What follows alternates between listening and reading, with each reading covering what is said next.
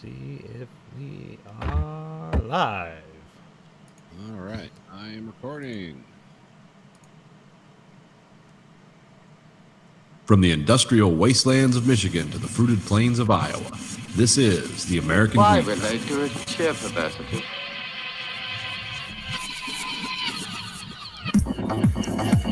You are the dead. Remain exactly where you are. Make no move until you are ordered. We burn them to ashes and then burn the ashes. That's our official motto. Now we can see you. Clasp your hands behind your heads. Stand out in the middle of the room. Stand back to back. Who can explain the fascination of fire? What draws us to it, whether we're young or old? Here comes the candles will light you to bed. Here comes a chopper to chop off your head. And welcome to the American Breed Factory podcast. Nathan, This is Conlon. Andrew. we have an exciting show for you tonight. It's been a slow news week in America this week. We had some elections in Georgia that ended, I don't know, as predicted or just very close, or I didn't see the polls before they, had the runoff. I don't know if it was. I think it was pretty close for both races, but I think it was pretty much anybody's race as long as they didn't screw themselves up. If you donated to the race, it was just a squeaker, and they were always losing the entire time until they won. yeah, They really wanted my money. Oh, really? money badly. Oh, yeah. I think the whole out-of-state money raising thing for in-state elections doesn't make any sense. It's it's all bullshit and corruption. But then again, they do the same thing with any money they raise out of state for the party anyway. So I don't know. Yeah, well, if you just raise money for the party, it goes to whatever state they want to divide it to. So No, I know that. I guess I'm more cool with that than bugging you that doesn't even live in Georgia for money for a Georgia candidate. Well, no, I gave him money just so all right, let's I better chip in to make sure this shit turns out, and then I did it once, and then they just harassed me until the election, and then I got this weird and I just deleted it. It's no more. I gave you up front. Now we're done. And then and it was after they were confirmed, I got this text. It's we're so proud of you, Conlon. And I was I thought so mom had wrote me something. It's no. Yeah, I don't get why they don't not pester people. I know they want to raise as much money as they can. This is the first races for either of those candidates, so they're not going to keep any of that money. I mean, it was just text. It wasn't. If it was calls, it would have been. I would have hated that way more. I can ignore a text pretty easily, but. Well, either way, I mean, you shouldn't. As soon as that you donated, not because they bugged you to donate, is because you wanted to donate. It shouldn't be after that. It'd be if I asked Nathan for $5, he gave me $5, and I was 20. Just keep standing there until he either punches me in the face, or. I mean, isn't that what that Jon Stewart, his latest movie's about? Yeah, that's what his latest movie's about. Because super PACs, when you organize those, nobody actually tracked where the money goes, so you can do whatever you want with it. But Yep. I mean, And thanks to Citizens United, that's just it's open season. oh yeah, and that's why Trump's whole thing about his legal defense fund, what was the percentage? 20% went to the Republican Party, 60% went to Trump directly, and then the other 20% went to the actual legal defense. And it was oh, okay, it all went to the super PAC, so that means he gets to cash it out after he leaves office and just take it. He'll probably pay off his Deutsche Bank loans with that too. Yeah. All right, quickly before we delve into the most one of the most embarrassing moments in American history, I have a different kind of. Yeah, I have a different kind of embarrassing moment in American history. I got the new Mountain Dew Major Melon flavor. So I imagine this is supposed to be Mountain Dew and melon. Okay. Did they say what kind of melon on it, or is it just a general citrus melon type thing? Charged with watermelon. Oh, watermelon. Okay, that answers questions. Okay. Sounds Japanese. Yeah. They do the watermelon drinks over there? Probably. They do a lot of weird stuff. If they got wasabi Kit Kats, they got melon flavored soda. That's fine. What's the verdict? It's fine. The ringing endorsement. They should write that on the side of the bottle. It's fine. No, I mean I didn't. I don't. I mean, it kind of tastes like Livewire, but just with melon. Oh, Okay. I kind of like Livewire. I might try that. Mountain Dew Major Melon, brought to you by our sponsor, Mountain Dew. Get double points this weekend on Halo Infinite. Oh shit, we didn't finish the game. Yeah, I love, Well, you know, Mountain Dew bottles with all the Halo stuff on it. Well, I thought they said they were not doing that anymore. The pay-to-win shit, like the Doritos and the Mountain Dew on Halo. Why I mean, would they're they- not doing it because the game isn't out. But I thought they said they were stopping that anyway. No, don't I mean that's just like XP boost stuff. I mean that's I don't know. I don't see a problem with that. Because it's like you're not winning, you're just progressing your online stuff faster. Oh. I guess I hadn't played Halo Online multiplayer for a while, so I didn't know how much the levels are based on anything like Call of Duty, where you unlock guns. Oh, and stuff I like mean, that. I'm using the model from Call of Duty where you just get the XP boosts, and I think Titanfall did that too. And it just you didn't get any advantage. You just like unlocked weapons faster. Oh. So Well, that's not too bad. I've never prestiged in any Call of Duty game, and if people make it sound like that's like a rite of passage in video games that I just like never. I was like, I'm fine. I just enjoy playing. Yeah, that's usually what I go for. Well, you've prestiged Call of Duty, right? Yeah, that used to be a thing back in the first Modern Warfare. I think that like every DLC that came out was like, oh, you can prestige again. So I think I prestiged like 5 or 6 times. in the So, first one. so Nathan, if you don't know, essentially what this is, it's like you play multiplayer and you have like a multiplayer level, and you basically get to the ultimate level, and then you can you get like prestige, and what you get like golden weapons or something like that. Is that it? Yeah, I mean now it's all locked to kills and headshots. It used to be that if you prestige, you got more weapons and more skins and stuff, and now it's all locked to kills and headshots and stuff. And then you could cash in your prestige for something to like start it all over again, to like start that from was- zero and like prestige again. That was kind of badass, but also stupid because it's like I'll give everything I unlocked and start over from scratch just for a different emblem on my thing and a bonus. Okay, so yeah, I was wondering like they have to like give you some sort of like cosmetic thing, right? To like Yeah, it's like it was either- you're starting over, but look at this cool thing I got. I mean, the new Call of Duty or the Warzone one that I played, like they brought the pistol action back that I liked, where I can just flay the trigger really fast and just down people. Yeah, But it wasn't as cool as it used to be. So yeah, that's what I did Yeah. when they used to have Last Stand. Is like as soon as you got hit and like you fall to the ground, I would just fan the trigger, and you would just you just like basically accidentally kill the guy who killed you. yeah, I won quite a few search and destroy matches with that, where it was just like, oh, there's 5 guys left against you. Can you survive until you die? Die on Last Stand, and everybody just get fanned by a pistol. And it's like, yeah, okay, that's pretty fucking cool. It's not as bad anymore, but for that part of the game. But supposedly right now there's a broken dual akimbo gun weapon that I've been seeing videos of, where it like beats every gun in the game at close range. And so it's like Is this somebody has like Warzone or is this the Cold War one? this is Warzone Okay. right now. I don't know if Cold War is catching on that much because I'm not seeing a lot of videos for No. that one.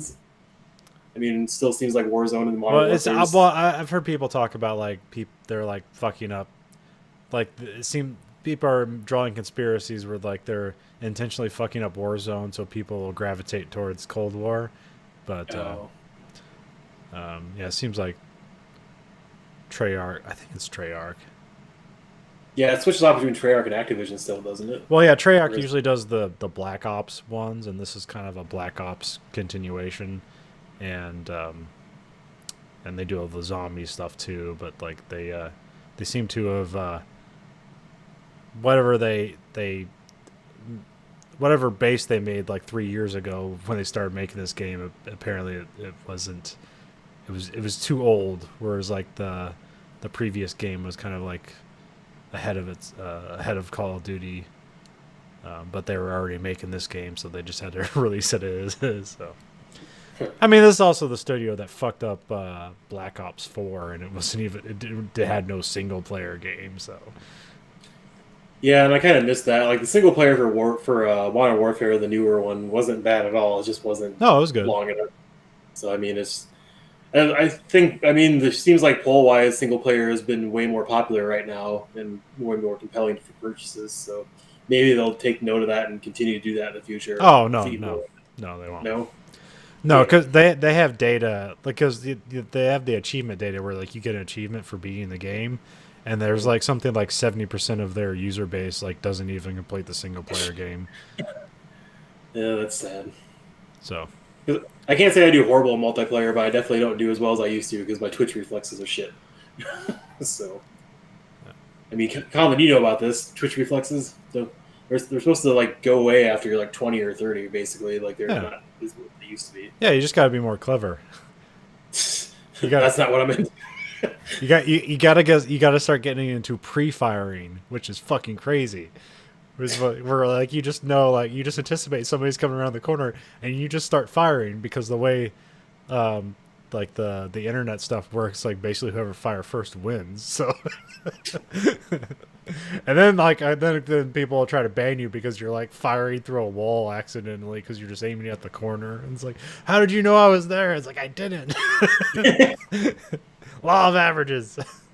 Well, because all the aim bots that still populate the game, I can see how you get banned or in trouble for that shit. Because there's been I've never been banned, but there's been times where it's like, oh, I've killed that guy through a wall. I didn't know he was there. I was just guessing.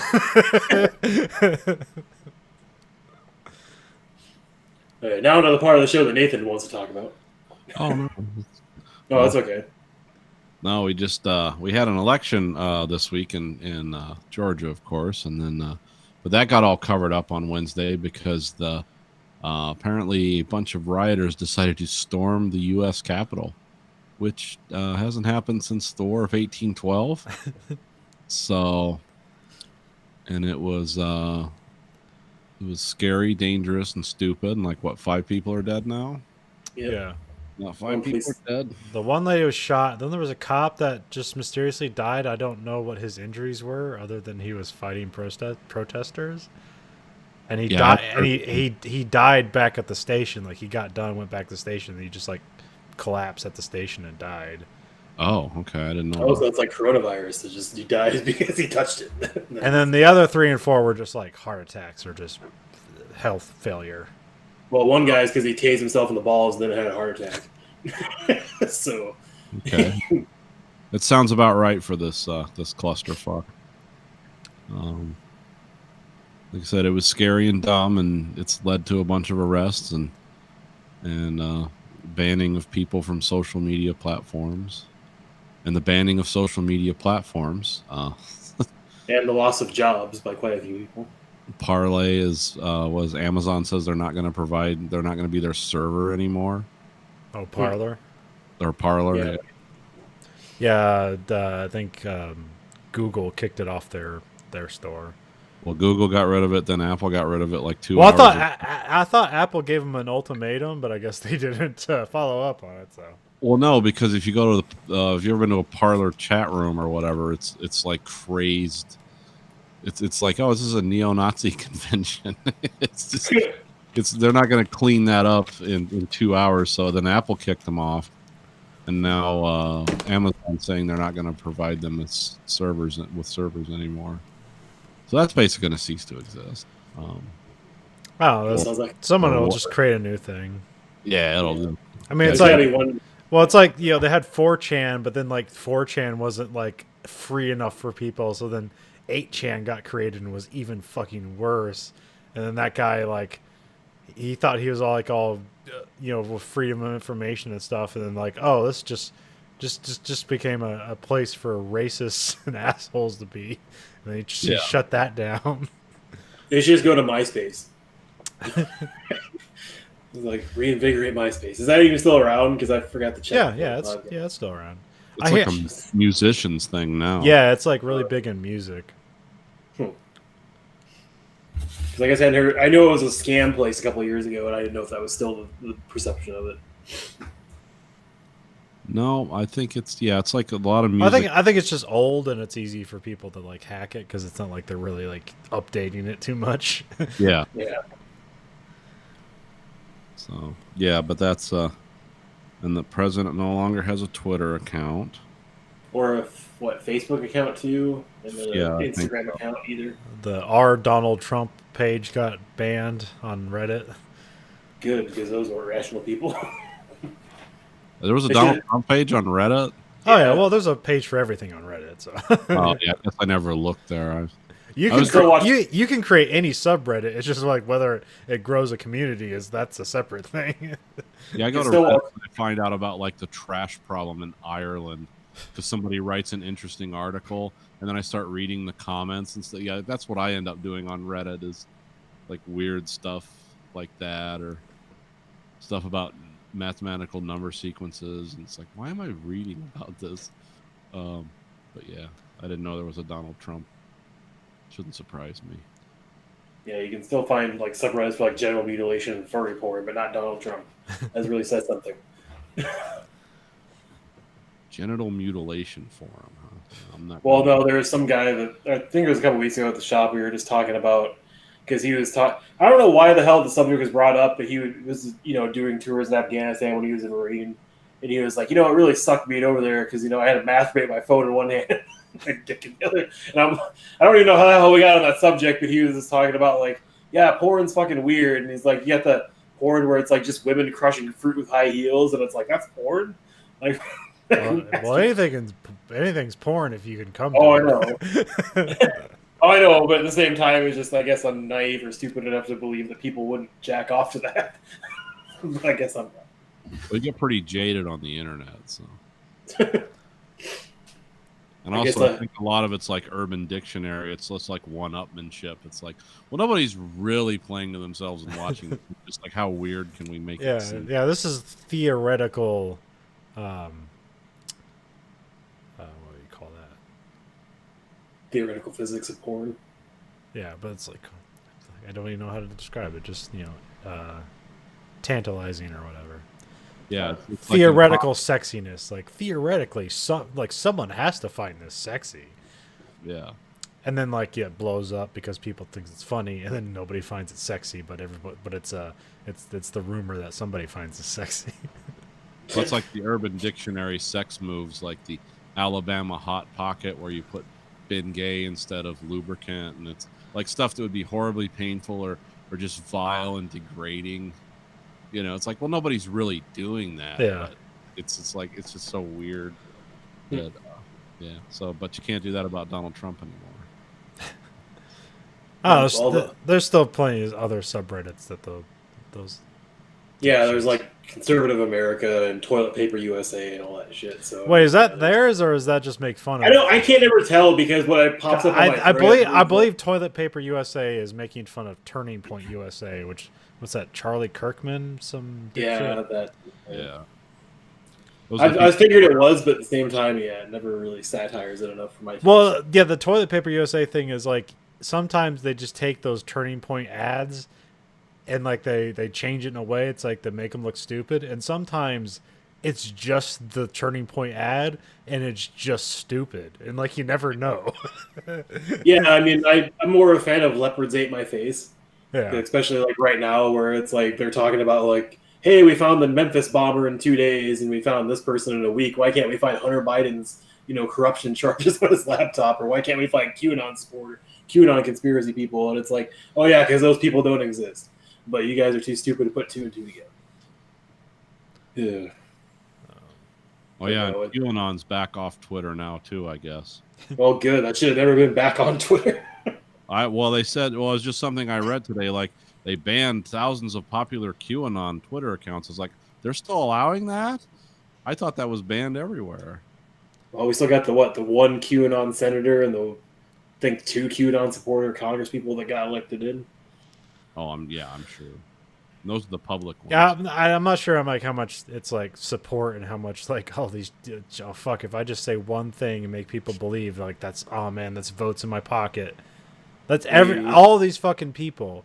It's not it's why the Republicans aren't harsh on this, like a fucking attempted coup on the fucking democracy.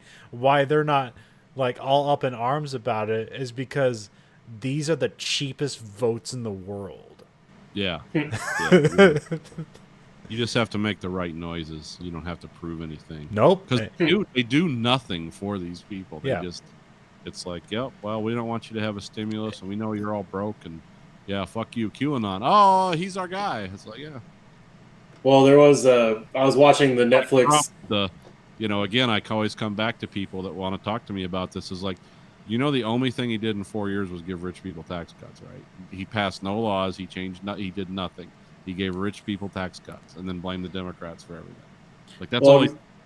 Yeah, no, I mean, that's what I tell people that when they say about how much shit he's done. And it's like, yeah, he fucked us over and gave more our money to other people. So yeah, I mean, it's. But no, I was gonna say I was watching the Netflix comedy documentary hosted by Nicolas Cage about the origin of swear words, which is entertaining in some way. But it was covering like the parental advisory hearings where, goddamn, what's his name? The guy who was in Twisted Sister was D. Snyder. D. Snyder was testifying, and outside there's lines of picket people with like signs, and one of the signs says "Rock and roll almost destroyed my life," and I'm like, I want to know what the fuck that is, because the guy got addicted to drugs, and that's why he said "Rock and roll almost destroyed my life." Or did he hear one song and he's like, I just want to fuck everything, do all the drugs? Like, why would you have that fucking sign? It's the stupidest thing in the world. I'm very cool. I always wonder what the backstories behind some of these signs are. It would be like really depressing and disappointing to find out. It's like, oh, is this great revealed truth? Oh no, this is just dumb. Well, because they're keeping the discarded Trump signs and memorabilia and shit for history artifacts now and stuff. Oh yeah, and the people are fucking storming it. And I was like, yeah, I want to see some of those signs that they were able to save. Yeah, and I didn't watch enough of the coverage. I just kind of saw it, but like I wasn't like I couldn't get a grasp on it because they were kind of looping the same footage. Yeah, and then they were just commenting. It's like, this is unprecedented. It's like, oh no, these people are fucking morons. And then, but like, yeah, like saying they stormed it, like they just kind of like casually move forward, and people just let them, and then like, oh, they're just a bunch of children. Just let them tire themselves out, and they'll leave. Yeah, but then like weird follow-up stories, like they found a truck full of explosives and guns, and then some people supposedly defecated and threw shit all over the statues, and I don't know if that's true or not. I mean, that's what I hear. Well, I'm pretty sure if you go looking, you can find guns and bombs in any American city. Well, yeah, probably at this point, it's they're just if I got on the street and just knock on the right van, it's like, oh yeah, cool. It's full. Well, I heard a lot of fake follow-up stories, like news outlets claiming that the facial recognition software like found Antifa members in the crowd, and then the facial recognition software company was like, no, we found like these white supremacists from Maryland in the crowd. We didn't find any Antifa members or whatever. Well, there's some guy with a tattoo that people were saying that was an Antifa tattoo when it was actually a tattoo from Corvos from Dishonored. Oh, it's his tattoo. So it was a video game. Yeah, and that's why like I told you before the podcast started, my coworker was arguing, like, hey, they wouldn't dress like that and have tattoos like that if they were really Trump supporters or really QAnon supporters. I'm like, who fucking cares? It's a tattoo. Again, this is a guy who has no fucking proof. He just says that and feels that. Yeah, I know, and that's why I was just trying to tell him, is like, you can't argue it because he feels. Well, I wasn't trying to argue it. I was just saying, like, he's a moody little bitch that doesn't want to do any work. It's like, can I do the research and like form an opinion? Like, no, I'll just feel and fuck it.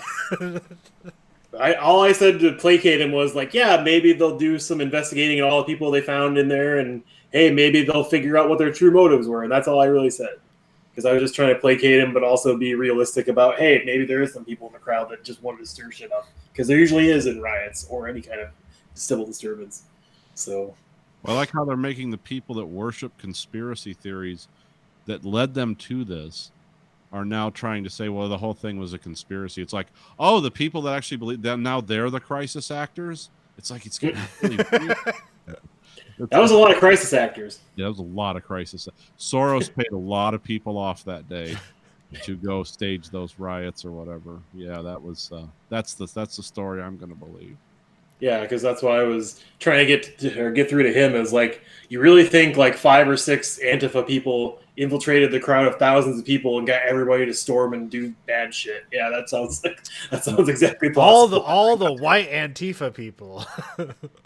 Considering that's all these people have been talking about for years, like they coded the Great Bugaboo or Bugaloo or whatever. And all they've been talking about is shit like this. And then they actually do it, but they don't. They don't actually do it. Yeah, it was actually like surprisingly impressive, considering how violent this could have been. Yeah, like those cops, like they told them to stop, and they didn't, and they had every right to kill every one of those people. Yeah. Well, I mean, if they're a different color besides white, they probably would have. Yeah.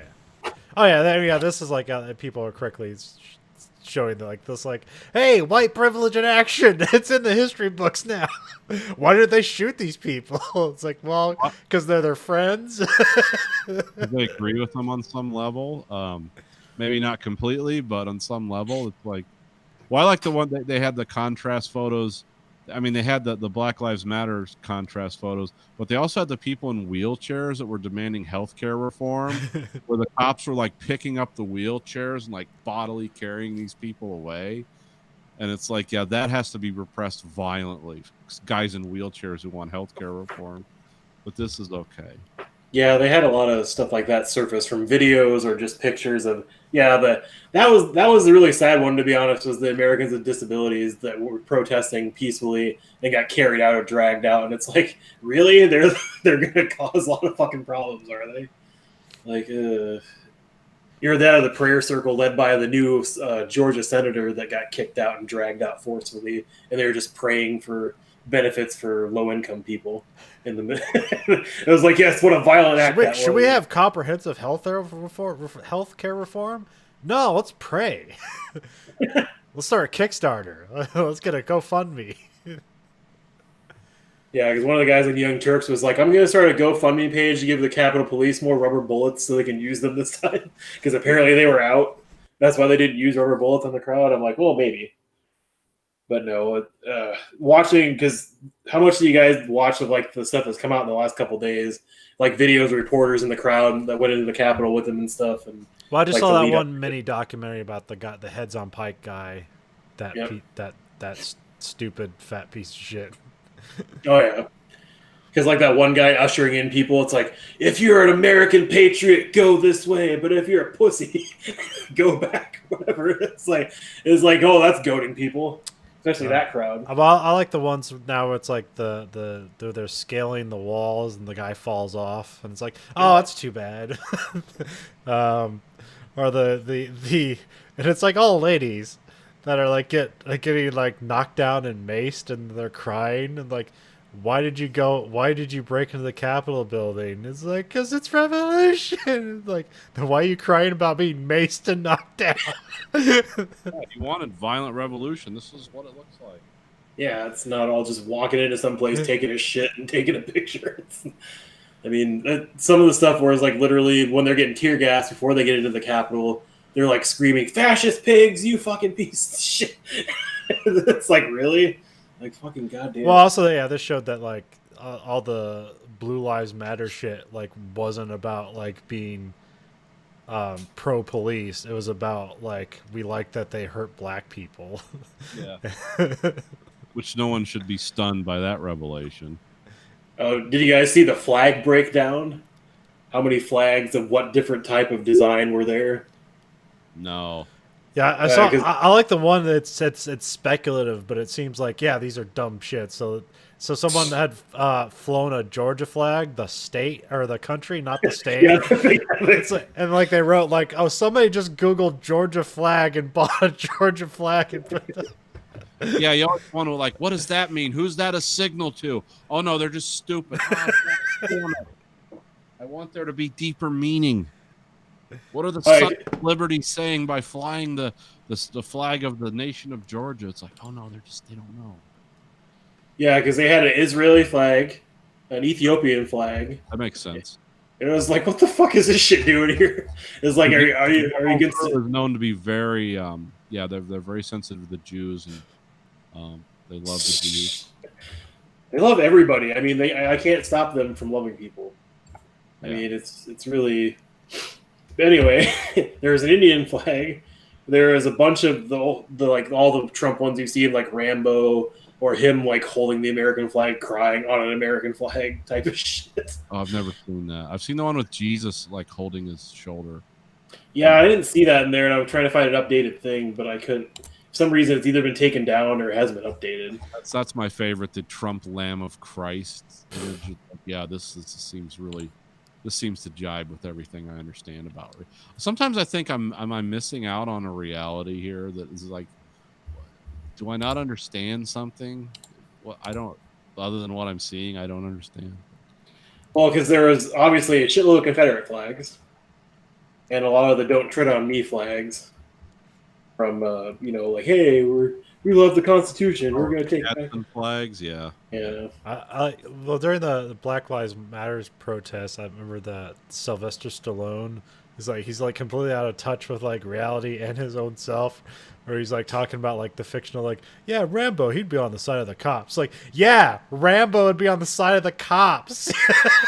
He only fought cops in the first movie. They killed all the police in the first movie. Except killed every cop except Brian Dennehy. And that's only because he was stopped and he Yeah. gave up. And then, like, he loves authority. Let me just tell you that right now. He just loves every movie. He just loves authoritarian regimes. Like, he'd just totally go for it. Yeah, remember when he saved the Russians from the Afghanistan people and was it Rambo 3, Rambo 4? Yeah, it was real. That's how that went down. Standing up for authoritarianism. And now that multiple countries have issued arrest warrants for Trump, the things can only get better for him. Who's issued arrest warrants for him? Iraq and Iran issued arrest warrants for Trump. Oh, okay. Which I was like, well, that's really hopeful of you, but yeah, I don't know. If that's Yeah, man. There's been a lot of like really clickbait headlines like that, where it's like these gestures from other countries, like, oh, like it looks like at first it seems like, oh, the like Congress is doing something about Trump. Like, no, it's just like somebody from some other state representative or representative of a country that's not ours said something about Trump, and it gets the headline reads as if like, oh, Congress is doing something about it. It's like, no, they aren't. No, they're not. Yeah. They want it to go away, but they don't Yeah. really want to set the apple cart too much. I was also kind of fun. You guys, I think you guys seen the Legal Eagle channel. I finally just subscribed to it. Where he usually he looks at legal stuff and entertainment and kind of judges it, and then he'll have like little sidebars about like amendments and stuff like that. And I didn't know like the guy's political leanings. Like I would assumed he was like somewhat conservative, because a lot of the stuff or maybe he's just a lawyer, because a lot of stuff he's like, he'll do stuff about Trump, and it's like, oh, this is why like Trump will never get in trouble, is because he just believes things without evidence, and like you can't basically you can't. It's not a crime to believe something even if it's not true. Yeah, it's called ignorance. You can't be prosecuted for that. I was trying to. Sorry. Yeah, you guys see the lion American flag that was there? It's like it's like a lion head in the middle with like the American stars over it and like the red stripes and shit like that. Because I was trying to find a flag breakdown, because people are really obsessed with the guy that was waving the India flag, but I can't really find anything again about like all the cool Trump ones, like the Trump train and the Rainbow guy. And the Maybe he had the Indian flag, because isn't like the Indian flag like if you turn it the other way, it's essentially the Germany's flag. No, because India's flag is like orange and green and white. It has like a big circle, so like it wasn't- kind of like Native American looking thing in the middle. I mean, I'm thinking of Italy. I think that was the thing I saw the other day. If like Italy and okay. Germany's flag are just like in a 90-degree turn. Yeah, that would be really fucked Speaking up. of stuff from other countries, I mean, this was probably domestic, but did you hear the weird thing that went on our air traffic control system on Tuesday? No. Yeah, somebody broke into like the general voice system or whatever. I don't know if it was just regional or nationwide, but they basically said it was the computer talk voice, and it was like, "This is Iran. There will be a plane flown into the Capitol building on Wednesday or whatever." And it actually there's recordings of it, because these guys were talking to airplanes they were landing and stuff, and then all of a sudden this broke over. It only happened once, and I mean it's the people identified themselves as Iran, so I guess it's probably someone not from Iran that's just trying to stir shit up. But it was weird, and they're looking into it. But then of course that got washed away with all this other shit that happened. Yeah, because you had a bunch of other shit happen this week, and yeah, that's really all got buried by this. Yeah, remember that RV that blew up on Christmas? Yeah. Nobody else does either. You remember Dr. Dre having an aneurysm, his house being robbed? No, nobody remembers that anymore. I'm sure there's some QAnon thing about that. Unfortunately, I can't look it up anymore. Damn it, keeping me from my truth. But no, that Legal Eagle guy, he was on his channel like immediately calling for the immediate removal of Trump because it's obvious that. Well, like, yeah. Well, because they talked to like the National Guard and stuff like that in different states, and they're like, "Oh, we wanted to respond, but we were told to stand down." Yeah. And it was, yeah, it's like fucking like I forget who like somehow Trump like interdicted the DC National Guard to stand down, so like National Guards from other states had to come in. Jesus, yeah. Well, we're gonna find out more about this. This is a developing story. well, because as soon as I saw that, because my wife texted me and I saw a headline saying like protesters stormed the Capitol, but I figured it was just like people inside waving signs and shit, not actually like breaking into people's offices and stealing shit and taking a shit on statues. But it was basically like, oh, Nathan talked about this earlier. God damn it! Now I lost my train of thought. What I was gonna say. Sorry. Anyway, you brought the point up earlier, and I can't remember what it was now. You take it. Well, I read a good Reddit thing about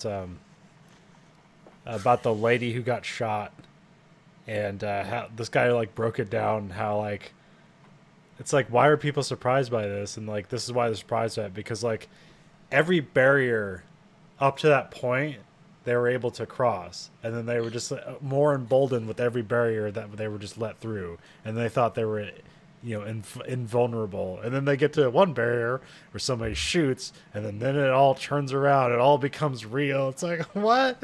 Why are we stopping? Well, I mean, people just open doors for me when I'm telling them I want to kill people inside, and they're just taking selfies with me and shit. I'd probably have a false sense of security. Yeah, the last time I went to pay my taxes at the township office, I was like, I'm going to murder everyone in here. Come right, sir. Come right in. People like to be talked to. Now I remembered what you were talking about, where it's like you've talked about like government officials saying like we could have an armed revolt and take over the country for him, but he still wouldn't care. Yeah. And so it's like, holy shit, why the fuck would he care now? It's not like it's going to take over the country with a bunch of fucking... I bet he's so happy. Just that he can get people like, oh, look how devoted they are to me. They completely threw all their lives away just for me. Well, actually, there's somebody talking about like how much maximum prison time you can get as long as you didn't like steal something or like really damage property or hurt somebody. It was basically like only a year in prison max if you were lucky with a bunch of charges. Unless you get charged with insurrection, which the wall and shot for. Well, like the guy that has like the picture with him like his feet up on Nancy Pelosi's desk, and he goes outside and tells reporters everything he did. But maximum he'll get for his 3 charges is literally a year in prison if he gets that. Yeah. Well, at least he can't vote again. Well, I mean, he stole their laptop and shit too, and supposedly they said it was only for meetings and shit, so didn't have anything sensitive on it. But there's a lot of computers and shit missing, with supposedly classified information on some of them. Oh, great! There's the next new conspiracy coming out. Data drop. Well, they stole weird shit like office furniture and fucking crap on people's desks, just like random crap. The podium that one guy stole that now got arrested in Florida. So, I mean, I don't know how the fuck he takes that back to Florida. He must have just abandoned it outside the fucking Capitol building. But it doesn't make any sense to steal random shit. Like, why would you do that? It's like, it's our building. Oh, because they had no plan and they got in there. It's like, well, let's just have a party. Yeah. Take selfies. Well, as much as... Again, I rate this on the Trump scale of, how I've started to view things since he became president. Because my standard for excellence for Trump is we don't get into a nuclear war. So if he leaves office, and I know there's still time, so I don't want to jinx it, but If he leaves office and we don't get in a nuclear war, it's like, not so bad, considering what how much damage I knew this guy could do. And the thing with the Capitol raid is like, yeah, it's horrifying, it's terrible, and if like a bunch of Obama supporters did it or something, it'd be really weird. But it's like, well, it's Trump. It's like, okay, they didn't burn the place down. I guess that's how we got to look at it. It's like, well, they could have just thrown Molotov They could have gone in there shooting. They Yeah, could have but I mean, thrown Molotov cocktails and burnt the place to the ground. Considering how loopy this is, I guess it's like, well, yeah, it's bad, but it's not. Everything with him is like you got to look at this on this weird scale of, like, well, what's the worst case scenario? Because you never know where the bottom is with this guy. So Yeah. no, He didn't start any wars abroad. which is amazing considering. Yeah. how- Yeah. But no, like the rampant hypocrisy with them, which, I mean, yeah, it's never good when people riot and destroy things for no fucking reason other than they're assholes. But like they bitch all the time, like, oh, you Black Lives Matter people ruin stuff, and who's gonna pay for it? And it's like, well, they ruined plenty of shit and stole shit. Nobody's asking who's gonna pay for it. what? Trump supporters are hypocrites? No. Yeah. Yeah. This is like people are like, also, this is like another time where like people are like talking about like this being the death knell of the Republican Party, and it's like it's not. Good luck. It's like, yeah, this is super embarrassing.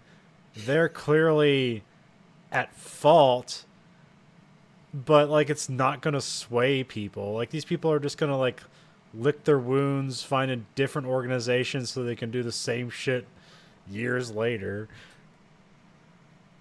Well, because the only good burn to come out of this was like literally somebody who was like, oh yeah, all the aides and political advisors that work under Trump that haven't found new jobs yet for, after he leaves office. They're really worried they're going to be unemployable. And somebody just tweeted, give us $600. That should be enough. So, that was funny. But that's probably the one bright spot of all this shit. But yeah. Oh, they'll be employable. I mean, it'll all be back to normal in 2 months. Or it'll be an apocalypse. But I'm willing to bet in 2 months. Well, yeah, that's the other thing. Like when you see shit like this in other countries, you just assume like all like the infrastructure is breaking down. People can't get food. Supply lines are broken. But like we just woke up the next day and went to work. I was at work while it was happening, and there wasn't like a dun, leave the building immediately. The government is being overthrown. No, it's like get back to work. Quit looking at your phones. Your phones here. We got to make trucks. Yeah. So nobody even like there was no difference in traffic. Everyone, there's no curfew. It's just like get on with continue to consume. Pay no attention to the theater. Well, I mean, technically, the nation's suffering quite a few ways. A lot of people are homeless right now, and food is really short supply for some families. And yeah, I know all of us have been lucky as far as like not really losing our jobs and losing a step as far as like when our next paycheck's going to come and stuff. But Not yet. yeah. Well, not yet, hopefully. But I don't know.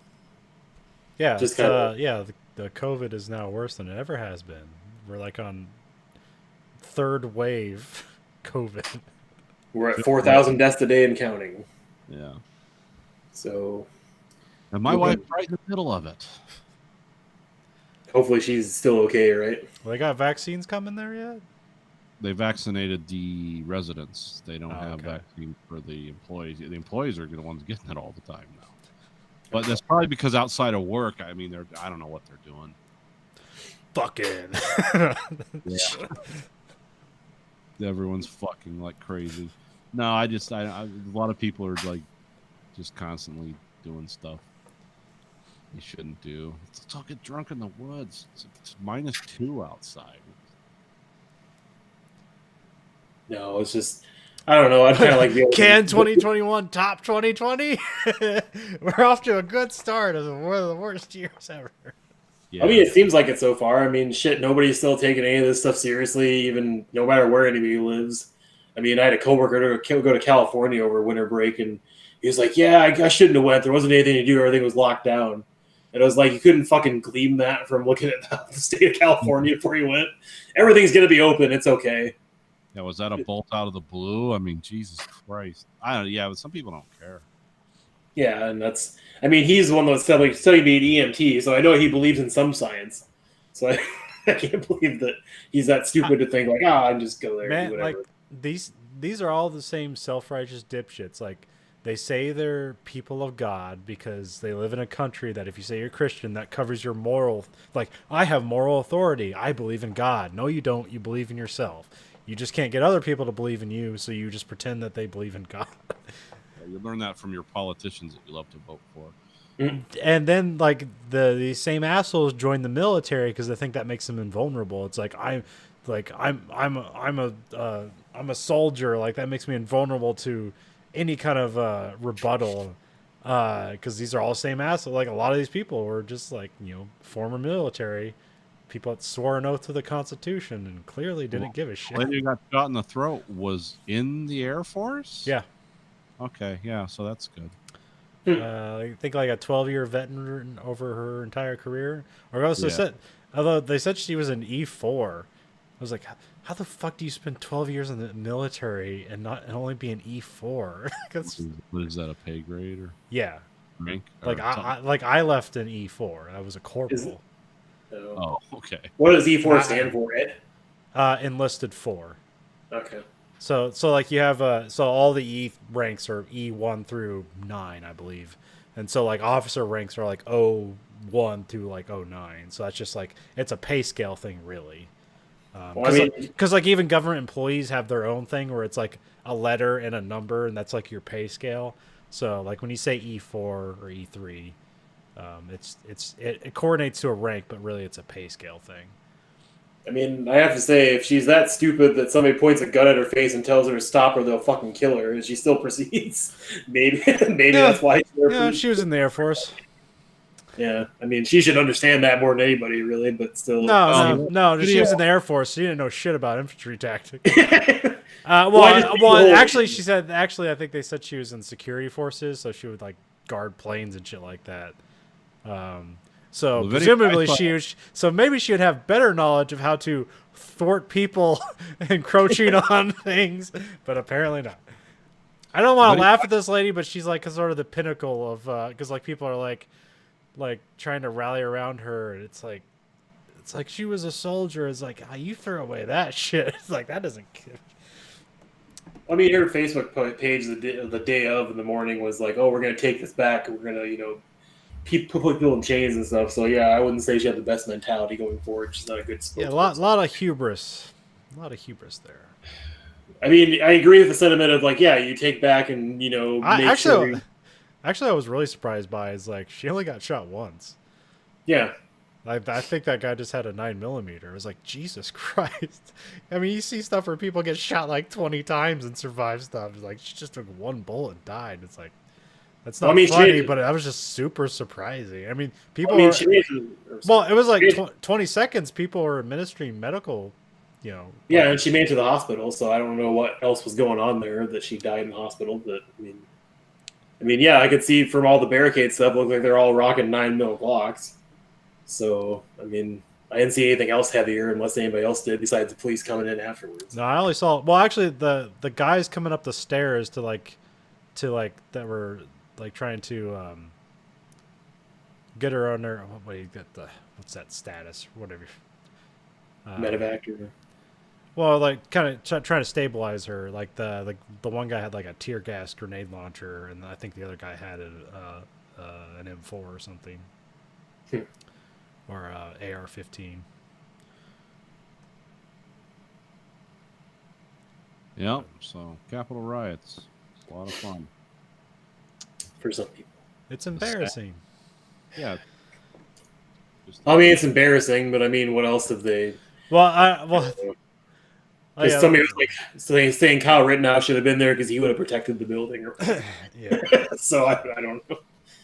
And the weird, my military adjacent stuff on my Facebook is just like all, because now they're all about freedom of speech. That's their new turn. Some people are doubling down on gun rights and just like avoiding trying to comment on this, but like it's like, oh, this is relevant, the fucking Second Amendment first dipshits.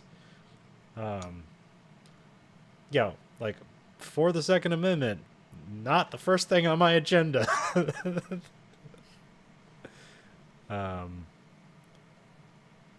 Then what's the other stuff? Oh yeah, people just trying to draw they're just trying to draw comparisons between this and Black Lives Matter riots that happened, and like being like, oh, what's the difference? I don't know. There is no difference.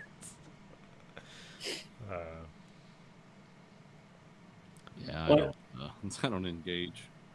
I see. Oh, I just see it. Like, I yeah. absolutely do not respond to it. It's like, there's nothing I can say to them. They're just fully bought in their own bullshit. And they're like, I'm not even sure if they're like, and they're like, they're seemingly like, they're fake responses. It seems like they're responding to somebody said something to them, but I don't know if they actually like are responding to a specific person or just the general idea. Like they turned on CNN for the first time in 10 years and then responding to that and putting it on their Facebook page or whatever. I don't know what you liberals are trying to do. It's like, which ones? Did you talk to your neighbor? That was an interesting In your statistic. head? Because like that night was AEW. They had their show and they had like really bad ratings. Because like actually when like important things happen in the news, like a lot of the AEW audience doesn't turn in to watch wrestling. Yeah, there's actually somebody did like some like not necessarily a study, but they did a bunch of surveys and like you would think wrestling audiences would be like super conservative, but they're actually really liberal, which is surprising. No, yeah, there's people that want to be entertained. They're not. Yeah. No, I've never thought wrestling fans were like really super right wing. They're just people that ultimately, at the end of the day, want to be entertained. And there's a lot of like people you wouldn't. Well, I think mean, that- these are people that are like literally like if they have somebody who's from a foreign country and then like the wrestler they're rooting for is America and they beat the shit out of like the foreign guy, they'll chant USA. That doesn't really seem very liberal, but also, It's the fantasy. It's Yeah. the fantasy aspect of it. It's like I get to be that guy for a while. That's But anyway, what but anyway, so like I was listening to a podcast and they were talking about the ratings for the show, and then they were talking about like, well, here was the competition. CNN had got its largest viewing audience of all time. Even bigger than 9/11. Yes. Wow. Okay. Oh, that's fucking weird. Huh. So somebody was interested. I'm Wolf Blitzer, and we're gonna have 5 minutes of uninterrupted news reporting and 55 minutes of commercials. So we can 4 years tonight. This is Trump, the last days of ratings. Because when Biden comes in office, I doubt he's going to be calling someone a cocksucker on Twitter. Or maybe he will. What if Biden just picked up the chalice? It was just like real Joe Biden, but he was saying horrible stuff about like conservatives. Like Lindsey Graham, I don't know, guys, lighten the loafers. What do you think? It just like I want to see Biden take his Corvette he has and start doing donuts on Trump's golf course in Scotland. yeah, it just becomes a reality show. Punk Trump, it's just Biden and everyone around. This grumpy old man, get off my golf course. Yeah. Well, that was the other thing, like why they want the important thing about impeaching Trump a second time, but actually following through with it is that if they get it knocked out, then he'll never receive any benefits for having been president, which is like something like $200,000 a year and like something like $1 million in travel expenses that just like you're afforded for being the president. And Secret Service protection and being able to run again. Yeah, Which he is- couldn't run for president again and has no Secret Service protection. Just thrown to the wolves. Donald's just thrown under the crowd from the White House steps. They tear him apart like they did Mussolini, and everyone just claps, and it's like, we all got it out of our system. But that won't happen. I was responding to my brother-in-law right now because he was saying that everybody's losing their minds. Like it's supposed to be the end of the world just because a bunch of people stood in the Capitol building, and it's like, well, I mean, yeah, technically that's all they kind of did, but at the same time, I don't think everybody's being. I would that say hardcore. nobody lost their mind. Like I said, we went to work the next day like nothing happened because we have to continue to do our jobs to get money. Well, I think he's talking just like media and shit, and it's like, of course they are. It's a fucking rating bonanza. Why are they not gonna fucking totally cash in on this? I mean, it's money. Yeah, let's be calm about it. It's like, well, this happened. Let's continue on with the other news. Well, I was like Bill Burr had a podcast like almost immediately, and then like he had like absolutely nothing of substance to say. His like take on it was basically like the CNN the liberal media like they actually taking no, like pretending like they didn't stoke this in some way too. Which is somewhat correct, but I think that's like completely missing the point. Yeah, I mean that's there's a point there, but it's not like you just can't sidestep how bad this guy has been for 4 years. I mean, you can point out I've pointed out all these things. It's not like these people are mad for no reason, but the focus of their anger and their actions are just completely out of step with what's going on, and that's the problem.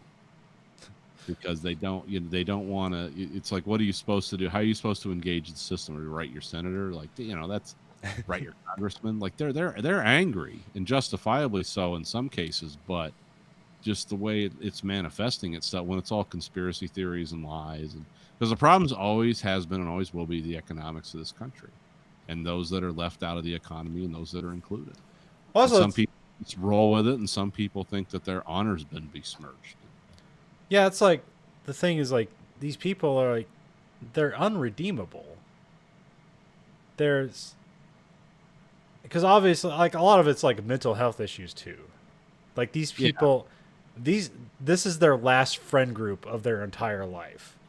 Yeah, Like they've been through life, have no friends because they're fucking weird, and are edgy because it gets a reaction, and then wondering why people don't want to be around them anymore. And then they find this group of people that are like, oh, they're edgy, they're cool, and they like me because I like guns too. Like this is their last friend group. Like it's this or suicide. and that'll be stop. Yeah. And there's like there's no way to like, it's like, oh, like it's hard to be conciliatory to these people because then you're just giving them a break. Like they'll learn nothing, they won't be punished, and they'll just like gather up and do it again. Well, I mean, yeah, that's true to a certain extent. I mean, okay, let's break it down this way. The people that actually went and raided the Capitol, I mean, most Small people percentage of the total. Die-hard Trump people would not miss a meal to do anything for Donald Trump. They would write shitty things on the internet, and they'd be assholes to anyone who didn't agree with them. They'd call them cucks and libtards and fight with their families and shit. But they're not going to actually like go do anything dangerous. This was the creme of the crazies, the people that are willing to like get in a bus or a plane or whatever, go to Washington and just get carried away with the whatever the fuck it was. And that's, but that is not the bulk of the people who elected Donald Trump for president. The angry people, the people I'm talking about, are not the people that are mentally ill, or not the people that are just complete assholes. They're just people that feel like they have no place in politics or our society because they just feel like they're blocked at every door. So Donald Trump kind of became a convenient cipher for them. And these are the internet people. Now, the people that raid the Capitol, not indicative of all Trump supporters. That's kind of a narrative they got to work on. It's like, well, this isn't everyone who supports Trump. These are the craziest hardcore people. I mean, Alex Jones was there, like rallying. Like those are the people that are coalescing around this particular part of this movement. And then that just launches the paranoia and amplifies it throughout the internet. Because today's biggest thing is like, what are all the military helicopters flying around everywhere for? You know, that's like something I read. And it's like, where? It's like, well, there's a few of them, but there's not like, they don't just fill the skies night and day. But and what do they mean military helicopter? Just like a transport helicopter? Or they mean like They got like Apache helicopters circling around. They're the ones. They're not the Apaches. They're the Blackhawks. Yeah. They got a bunch of those flying. I mean, there's videos of them. I don't know where that's in Florida and places. I assume they fly those around regularly for training Yeah. and stuff. Well, I yeah. don't know why they're doing it. Well, we have like a Air National Guard base around here, and like every once in a while you just see a Chinook in the sky. It's because what they do. They got to learn how to fly that shit. Yeah, I mean, nobody cares about that until shit like this happens. Then yeah, it takes. then like under context, it seems like, what is this about? This is it's like Sinister. it's like I don't know. It's like when do you have tornado alarm tests in Michigan? Oh yeah, first Saturday of every month. What's ours, like first Tuesday of every month or Wednesday? Andrew? Yeah, it's Wednesday. First Wednesday of every month. Sorry, I was typing something. I was tracking. Oh, okay. So like whenever something weird happens and then like you wake up to that alarm happening, it like becomes extra scary because like, wait, what the fuck's going on? And then you gotta remember like, oh, this is something that happens literally every month at the same time. It freaks my dog out. Runs to the door and barks. It's like, I've never had any dog react to the tornado siren. oh, she doesn't like. Well, see, the thing is, around here we've got one like every. Oh, there's a lot of them here, and they're just the white ones on poles that spin around. So not only do they make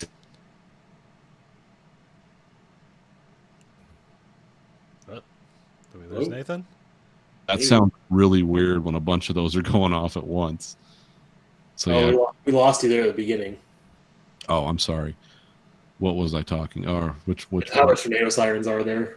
Oh, there's a bunch of them. They're like every mile, and they rotate around. Oh, okay. When they go off, they all go off simultaneously, and so when you have that kind of sound and it's vectoring around like that, it sounds really weird.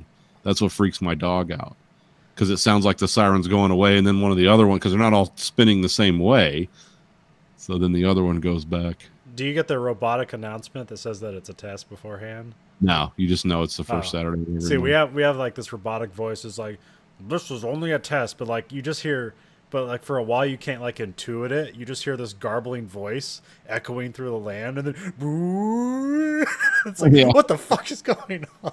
It's like, is a horror movie happening? We are your new masters now. Surrender. Serve us. No. I'm doing the impossible task right now, writing a precisely worded paragraph to rebuttal against a bunch of fucking Trump bullshit.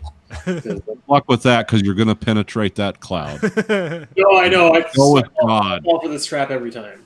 I literally do, because I feel like logic and reason should prevail at some point, but yeah, with them that's never the case. I've been telling you this. They don't have logic or reason. They just feel. No, I know. That's why I say I fall for it every time. Because That's not. okay, I'm gonna do the thing I hate and why I always like kind of bat away like news stories. I read a headline, but I didn't read the article, so this could all be bullshit. And essentially, it was talking about like what are the failures of the Democratic Party and why don't they win where they should, and it's because the Republicans put forth an image and Democrats put forward ideas and try to win you on ideas. And people don't care about that. Yeah. Unless it so matches their own personal ideology. Yeah, they don't. Yeah, they don't. You don't win on that. They're trying to win you with reason and logic, and the Yeah. other one's like, "Hey, we're cool, and those guys are pussies, Yeah. and they want to take your money and guns." They already took away the Washington Redskins. What else is next? Yeah. And you got to wonder about that. It's gonna make a big difference in your life. I mean, I can agree it's annoying, but it's like, is it going to really affect my ability to put food on my table? No. So yeah, go ahead, do whatever you want to. I'm not a football fan anyway. So. I actually think the Washington football team is a great name, and they should stick. I like the kind of in-your-face attitude that comes with it's the Washington. I think the Cleveland Indians should be the Cleveland baseball team, and it should stay that way for 100 years, and nobody knows why. Well, I can We're not offending anyone. Well, the funny thing is, like, so, like, it seems new in America, but like, if you look at soccer teams in Britain, like every team is like named that. It's like Fulham FC. It's like it's the name of the town, and FC just means football club. Like there's no mascot. It's just, hey, here's our football team, and here's our city. It's like, Yeah, I mean, I'd be absolutely fine with that for everything. It's the Michigan football team. well, I think the Cleveland Indians are trying to work out I think they're just going to get rid of the imagery. They might still remain the Cleveland Indians, but Nah, just don't do it. Well, there's a reason why the Washington Redskins football team, Washington football team hasn't changed their name yet because they're trying to get approval from all their sponsors first. And it's like, what kind of fucking names are you choosing? You have to get approval from sponsors. It's like, how about the Washington Negroes? No, not that name. Why not? We have a proud history of slavery in the cap. I mean, cool people in the capital. That's what I meant. The ethnic cleansers. How about KKK football? Like, none of that's gonna. It's like, we wear white hoods, but also helmets at the same time. It's a nice fashion statement. But like some people were like, there's the Florida State Seminoles. Yeah. Or Seaman Holes. Anyway, so like, they got approval from like sort of like the head of the Seminole tribe in Florida, so they have approval to use that stuff. So that's why it's not seen as like, hey, get rid of that too. It's like, no, we have permission by the people we're representing as a tribe. Well, Cleveland could go the other way. It's the Cleveland Indians, cool, and it's people from India. Like they got like Gandhi is their mascot, like a Gandhi costume, and he's running around. They all got dots on their foreheads when they play. It's like, what? It's nothing wrong with this. It's not offending any other people in India. They would be like the most followed team in baseball. They'd have like 500 million fans. I don't know. I thought India was big on cricket, isn't it? Yeah, but if you pay attention to anyone, you always get a weird fan base. Yeah, it's like, that's the market to break into. It's like, well, are we going to break into China or India? It's like, they rolled the dice, and we're going to break into India. India's not a bad market as long as you can't be selling $500 sneakers in India. That's not going to work. That's where they're made. So, no, it's just what would Cleveland choose as another name? Was my question. I was trying to think of other stuff that's around there, part of their history, and it's like the Cowboys. The Cleveland Dream Makers. They're hoping the city comes back from the dead sometime. The sadness. The Cleveland sadness. The Cleveland LeBron James. Because like Washington, you could like come up like, oh yeah, the Washington Minutemen or the Washington Revolutionaries or something like that. But like Cleveland's like, what the fuck's in Cleveland? The Cleveland Drew Carries. Like, I think the Cleveland Sadness would be a good team. Yeah. Just a sadness emoji is the logo. The Cleveland Unmolested Perpetual Sadness. Just name it after the major serial killer that was in Cleveland. Because like the Cleveland's like the serial killer capital in the Midwest or whatever. Just name it as like the Cleveland serial killers, the Cleveland 7. Something. The Cleveland Rippers. Yeah, exactly. You just based off that. Nobody asked questions. Like, what's this based off? Oh, our proud tradition of the ripping industry that's here. Like, because there's certain towns in Ohio that are known for like street lamps or like stained glass windows, but like Cleveland's like, what the fuck is Cleveland known for? I mean, they could go just Ohio, the whole state of Ohio. What do you pick up the Wright brothers then? Maybe the Cleveland Flyers. Yeah. Yeah, because I don't even know what the Ohio State Buckeye stand for. Is that Buckeye just like a tree seed or something? Or Yeah. Yeah, it's a cool looking tree seed, and it's also a wonderful peanut butter and chocolate treat. They make them look like the Buckeye seed. Oh, okay. I was like, do they make it out of it, or does it just look like it? No, it looks like it. Oh, okay. They can't do much with a Buckeye except put it in a slingshot and shoot it out of freeway overpass. Don't do it, kids. I'm just kidding. But So I'll adults, go ahead. You know what you're doing, or you don't. We're like the worst state for that. Oh, People really? throwing shit off overpasses. Because there was like, I remember 2 years ago, these kids thought it'd be funny to throw like bricks off off a freeway overpass, and a guy got killed. And they're like, "Oh, we're sorry, we didn't know that would happen." It's like, what did you think would happen? It was a guy like driving a delivery truck. Yeah. I had my first experience with my son got me a DoorDash tonight before the show. Oh, okay. Never done that before. He was like, "You want to get Five Guys?" I said, "I think they're closed, or they're going to be closed before we get there." And he's like, "No, I can have DoorDash do it." I was like, "Well, if you want to," I said, "I don't have that app or anything, but I'll give you some money." Yeah, like 20 minutes later, I had Five Guys, hamburger here. I was like, "That's kind of cool." How much did that cost? It's really quick. The maximum tip you could give was $5. So he's like, "I just give the maximum tip." Yeah, I always give at least $5. I use Grubhub, but it's essentially the same. But Yeah. Well, I like how he was showing me like there's a little map with a picture of a car. Yeah. And it shows how close to your house it is, and then there's a picture of it sent to you because it's sitting on the porch. Because around here it's all contactless. yeah, Like, oh, that's cool. yeah, Um, yeah. I like if I just get a meal, for me, it's like you basically gotta add like how much the meal would cost, and then you add like $15. So, but Oh, okay. I incredibly love getting like restaurant quality food and never having to see anybody. So I I really need to get off that because I'm spending like something like $35 to $70 a week on Grubhub.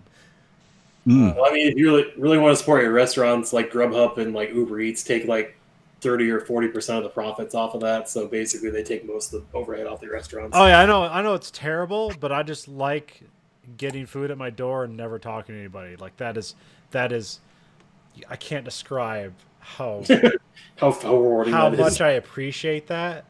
It's like heroin ecstasy.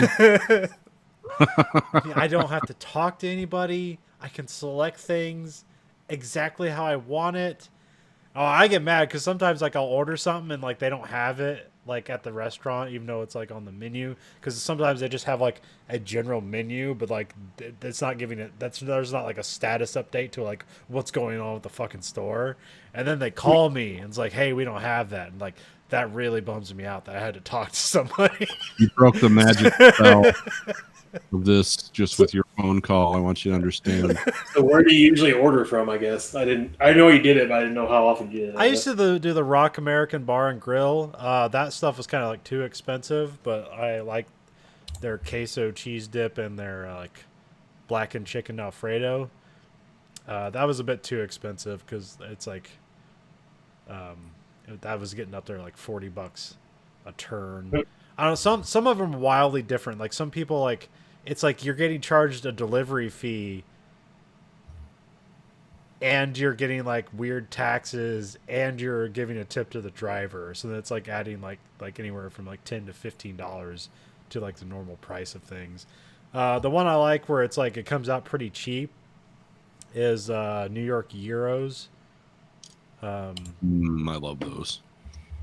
And like I usually get like this thing it's just like breaded chicken wings, kind of spicy, and then I get like just a regular Euro, and then I always like eat the chicken wings first, and like it comes with so many fries, just like they just like the styrofoam container is just it's like here's your chicken wings on a bed of fries, and usually by the time I'm done with that like well I can't eat this Euro now, so like then I'll either save that for tomorrow, and so that one's like it comes out to like $28 to $30, and that one's worth it because I'm getting like 2 meals.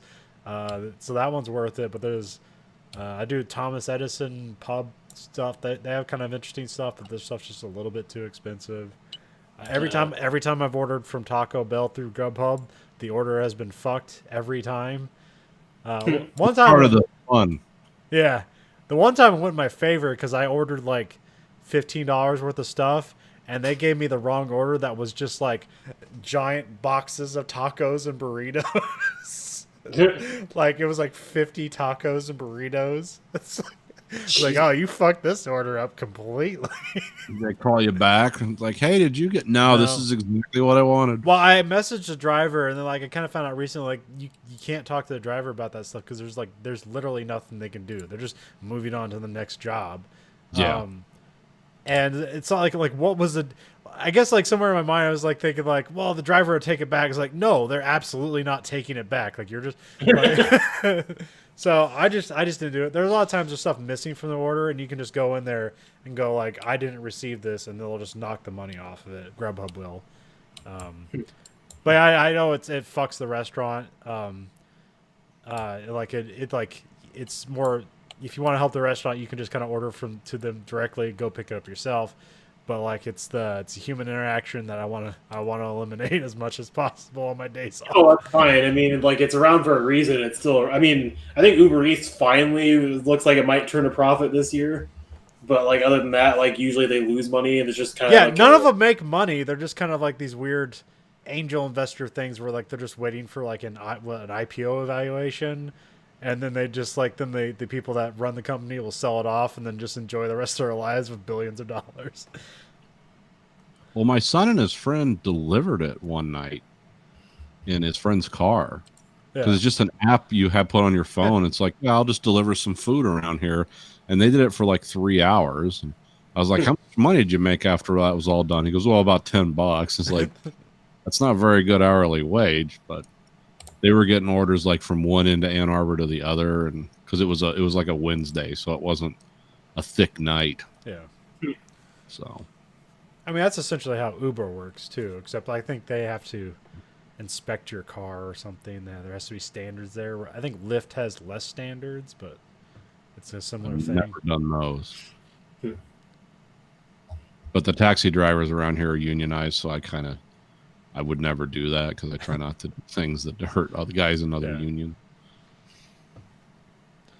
I have only ever Ubered one time. It was because it was like during a snowstorm too, but I didn't have a car, had to get dropped off, and then I was like, I'll just Uber back home.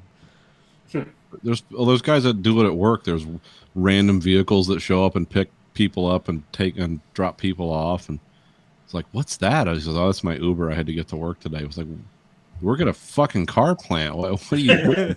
Like, oh, I got DUI. Like, oh, okay. So you're Ubering to work every day? That's not cheap. They got to find someone to ride with. And at my plant, you've got 3 different start and stop times depending on what area you work in. So carpooling with people's not, you got to really dope that out. Or you could not get hammered at a bar and wrap your car on telephone pole. You could also, have that ability, but you don't want to ask too much all at once. No, I was looking at Colin's the Rocket Bar American Grill. Like it looks pretty good. I might try that pretty soon. Not through DoorDash. I'm assuming they do takeout as usual because if the DoorDash goes and grabs it, then you should be able I've to. never done DoorDash. I believe it's here, but I usually just do Grubhub because that's just the one that was here first. Actually, Grubhub was here like a few years ago and then disappeared, and then all of them like showed up at once, and they're like all here. Because I think you can only get Wendy's through like DoorDash or something like that. No. Yeah, because there's like a couple places in town where it's like, get this really weird delivery app, but it's like, I don't think they even deliver in town because like Sushi House had it, and it was like not DoorDash, not Grubhub, but I can't remember what it's called now. But like I've never heard of it. And I was like, I doubt it's in town, but yeah, okay. And why do certain restaurants only deal with certain services? They get a better rate or something, or Yeah. Yeah. Yeah. And I forget. There's another one where it's like it's essentially the same thing, but like it's just people going and get your groceries. Like they go and buy your groceries. Oh, yeah, I've heard of that one. There's people at work that have been doing that with their stimulus money recently. They said it was cool, but then he was pissed off that his wife ordered more cookie cutters for some reason. It's like, oh, she already has 2 goddamn cookie cutters. She ordered more, and it's like, who cares? It's fucking. It's like, what? You're out $5. But yeah, I need to cut down on my Grubhub to just the 1 day a week. Well, I mean, it's easier for you though, because you get off work, or you're, just like you said, don't want to interact with human beings. So Plus, your door is actually cool for it. Mine like opens up onto my only steps, so it's kind of hard for me to order Grubhub because it's like, well, I guess I can just crush my food right now, and then I'll eat it later. Yeah, I ordered Grubhub to your house. Oh, that's right, you did. Sorry.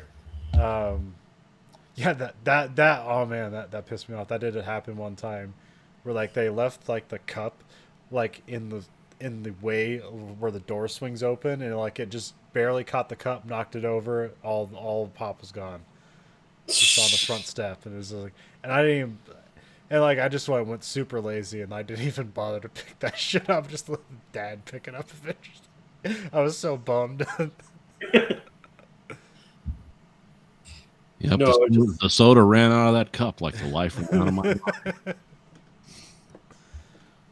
No, because I think I've always taken delivery people because we get pizza like usually once a week and stuff, and usually just go out there with a mask and gloves on or whatever and just grab it.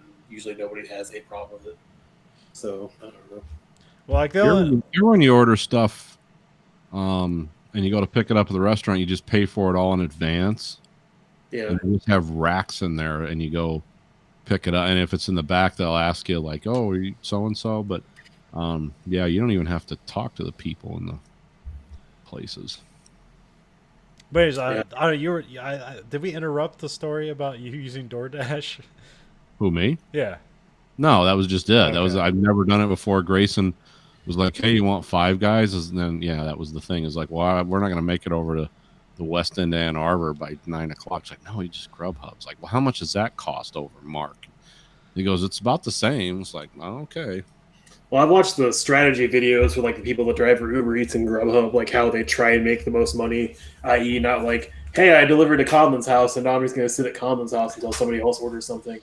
They usually like go to like the hottest restaurants in town people usually order from and just sit there and wait and get a bunch of orders and grab them and go.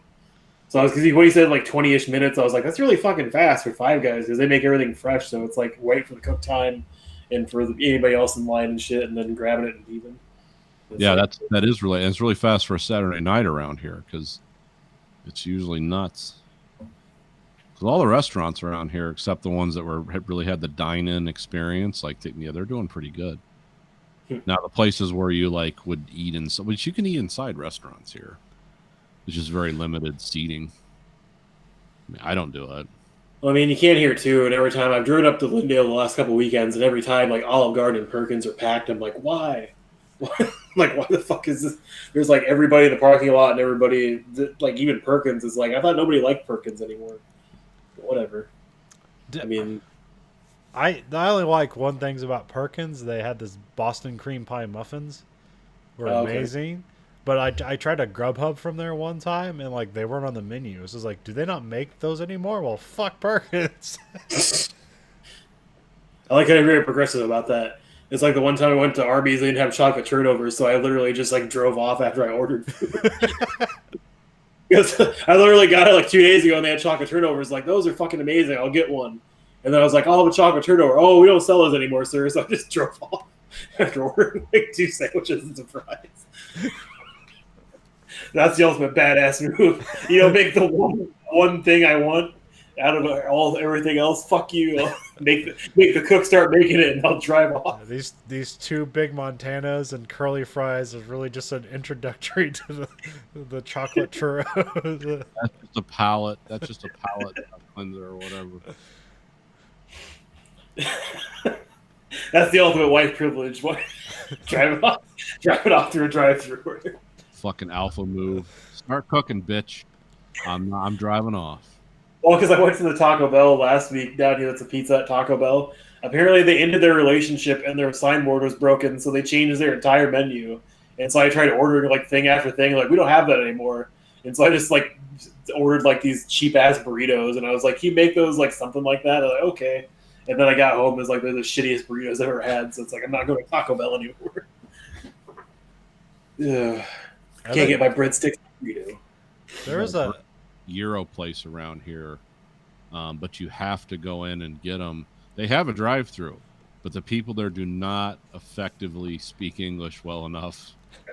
I think they're actually Greek, and it's like, man, you cannot get a word in edgewise at that drive-through. They'll end up handing you like a fucking lamb's head out of the window or something if you go through the drive-thru. But you go in, you kind of point, and you're like, oh yeah, that's what we want. Or if they only let one person in the store at a time to pick stuff up. They got a guy at the door. Okay, you come next, because the place could literally seat like 2 people. Like, it's real tiny. They can't. They have to. They're only limited by number of people by square footage here. So. Well, 'cause I keep going to Arby's occasionally for their gyros because it's the only place in town that made a decent one. So now that I know about one in Marion, I'll check that out too because it sounds good. Yeah, that one's good. I don't think it's not anything extra special. It's just like I like it. They're good and they're cheap. So fuck it. Well, it's the only other place in town I know that does is Flying Weenie, and the last time I got a gyro from there was uncooked spaghetti in it. So I'm not really gonna fucking buy from there again. Flying Weenie's like always weird. Like it's good food. I but never it always had. Yeah, I never had that experience, but I wonder if they don't even still know if they're- exist. Yeah, I don't Yeah, know I if don't- they still exist. Probably not. They always had weird hours to begin with, so maybe not. Well, yeah, like the But, guy that owned the place, like he just like he's the store was open when he wanted it to be open, and he just like fucked off for the rest of the day because he could. Yeah. Which Not that's a great business model. It's like I work when I want, and fuck everybody else. You guys want hot dogs? Well, I want to golf. So. Well, because it's always like he understaffed like all the time, so it was like a long wait for your food, and sometimes it was poor quality. So I mean, it's just I stopped going there just because I didn't want to pay higher price for like whatever. We'll do what we want. I don't know, maybe you went there later than I did because I usually always had a good. Well, like I always had a dirt simple dog. It was like a bacon cheese dog, and that was like what I got, or I got a gyro because I was like the only place you could get a gyro for like a really long time. But I usually got like a gyro and matzo sticks or like friggin' Chicago dogs and onion rings. So, I mean, if you fuck up with Chicago dog, that's pretty fucking bad. I mean, or a gyro. With I don't still don't know how the fuck that they don't serve pasta, do they? How the fuck do I get up to spaghetti? no idea. Well, the Euros around here, they're like rotating in spits. Yeah. And they just Yeah, shake and- it Yeah, off, so that's the same thing that the Flying Weenie had. They just had that spinny thing Yeah. and just slice off some thin goat meat. whatever it was good. Oh yeah. Now if only like a Tacos El Pastor place open in town, that'd be. Oh, that was I was listening to the Doughboys. They review chain restaurants and like I think they're doing a now they've like the show has gone full circle that they're just like revisiting restaurants like over and over again with different guests. And I think they went to Long John Silver, and the only one they could get to it was like a combination KFC Long John Silver. That sounds sad. I could do an A&W Long John Silver's. I don't know which one. I don't know which one's sad. Those Oh, all, that was. those all closed down around here like 5 years ago. Like, you can't find a Long John Silver's here. Yeah. There's one left in Cedar Rapids. Thing here, except there's good pizza places. Oh. I know there's still one left on the west side of Cedar Rapids, which is weird because it's like, isn't that the slower one? I think it's still open, even though I never see anybody there when I drive past it. I mean, I'm tempted to get a bunch of fried dough and fried stuff, and it's like, that's definitely not good for me. I'm not going to get that. Make your house smell like shit too. All that too, but yeah. I kind of miss it just because like some of the taste, like the fish or chicken there, and then the hush puppies and like little crackle and stuff is good. Yeah, I always love dousing the fish in malt vinegar. Yes. But yeah, I think the calories on it, like if you I look at douse it in malt vinegar and then I dip it into shrimp sauce. Oh. I'll have to try that next time. I have an idea for food. Somebody probably has made this, but and this is really all day. Like we used to go to Ponderosa, which was just like a what do you call that? Just like a buffet. And I would always get, huh? Yeah. Oh, my wife. And like they'd have just like they'd have nachos, or did they have tortilla chips? And then I'd put macaroni and cheese on the tortilla chips. So I was thinking like, I need to make a chorizo, queso, macaroni cheese dip. So like so it's just like chorizo dip, but then there's just macaroni inside of it, and then you get a chip. Macaroni shells, yeah. Yeah, and then you just like you get a scoopful of macaroni and cheese and chorizo, and the chip melts on the way to your mouth on the weight and the grease of it all. And you just like carbs on carbs on carbs. I think that'd be good. Yeah, just carbo loading. Well, that's my only like ingenious thing for food is just add macaroni. Like whenever I make like barbecue baby back ribs, I always like serve it on a plate of Velveeta shells and cheese. Like the ribs are on top of the shells and cheese, and you just kind of like use a fork and you get a bit of spare ribs, you get a bit of macaroni and cheese. And it's great. You know what I figured out was genius? Is get those fluffy tortilla shells, the expensive ones you got to refrigerate. Yeah. Take some toothpicks, put peanut butter and jelly in it, fry it in oil, and then put it on a plate. Pull the toothpicks out because that's just giving it structure while it's being fried, and then eat it. It's really good. It's like your own fried peanut butter and jelly burrito, but you got to use those fluffy, high-dollar tortilla shells, not the cheap ones. Because those fry up and they get like like puff out and I do a lot of weird. It's like making your own like elephant ear or whatever. Yeah, and put some cinnamon and sugar on there. I'm sure it's great for you. Showing my wife this video. It's like a 30-minute video, like the guys from BuzzFeed left, like the guys that do like Worth It and shit. So they started their own channel and they're doing like Dish Wish or something like that. So they make like high-end stuff like mac and cheese. So the episode I watched was mac and cheese. He made mac and cheese in a pie and put like a pepper graham cracker crust on top, and supposedly it was like the best thing ever, according to them. Another food thing that seems weird, but it's people swear by it is apple jalapeno pie. Huh. That'd be an interesting cacophony of sweet and hot. Yeah, I wouldn't say no. And then the other one that sounded good to me because I don't really like jalapenos, but they had a cherry chipotle pie. It's like Chipotle is fine with me, and I love cherry. So it was something I don't know. I only think I discovered this like 5 years ago listening to podcasts. But like I always assumed like everyone just loved like cherry pie as much as I did. And then, like, there's, like, polls out there. It's like, what's your favorite pie? And it's, like, not even, like, on the top 5. It's like people love apple pie and pumpkin pie and every other pie before cherry pie. So I guess I'm just the odd man out. I just really love cherry pie. I like a lot of cherry-flavored things. I have a high tolerance for cherry. Well, sorry, I was looking up Long John Silver's menu because I was curious what the hell they even offer now. They offer crumbles as a side. Yep. You just get crumbles, or you can get rice now, apparently, which I don't know. I mean, I guess technically that's fine, but just basically a lot of fish tacos and the same old shit. Yeah, you're not going to Long John Silver's because you're like looking to live past your 50. I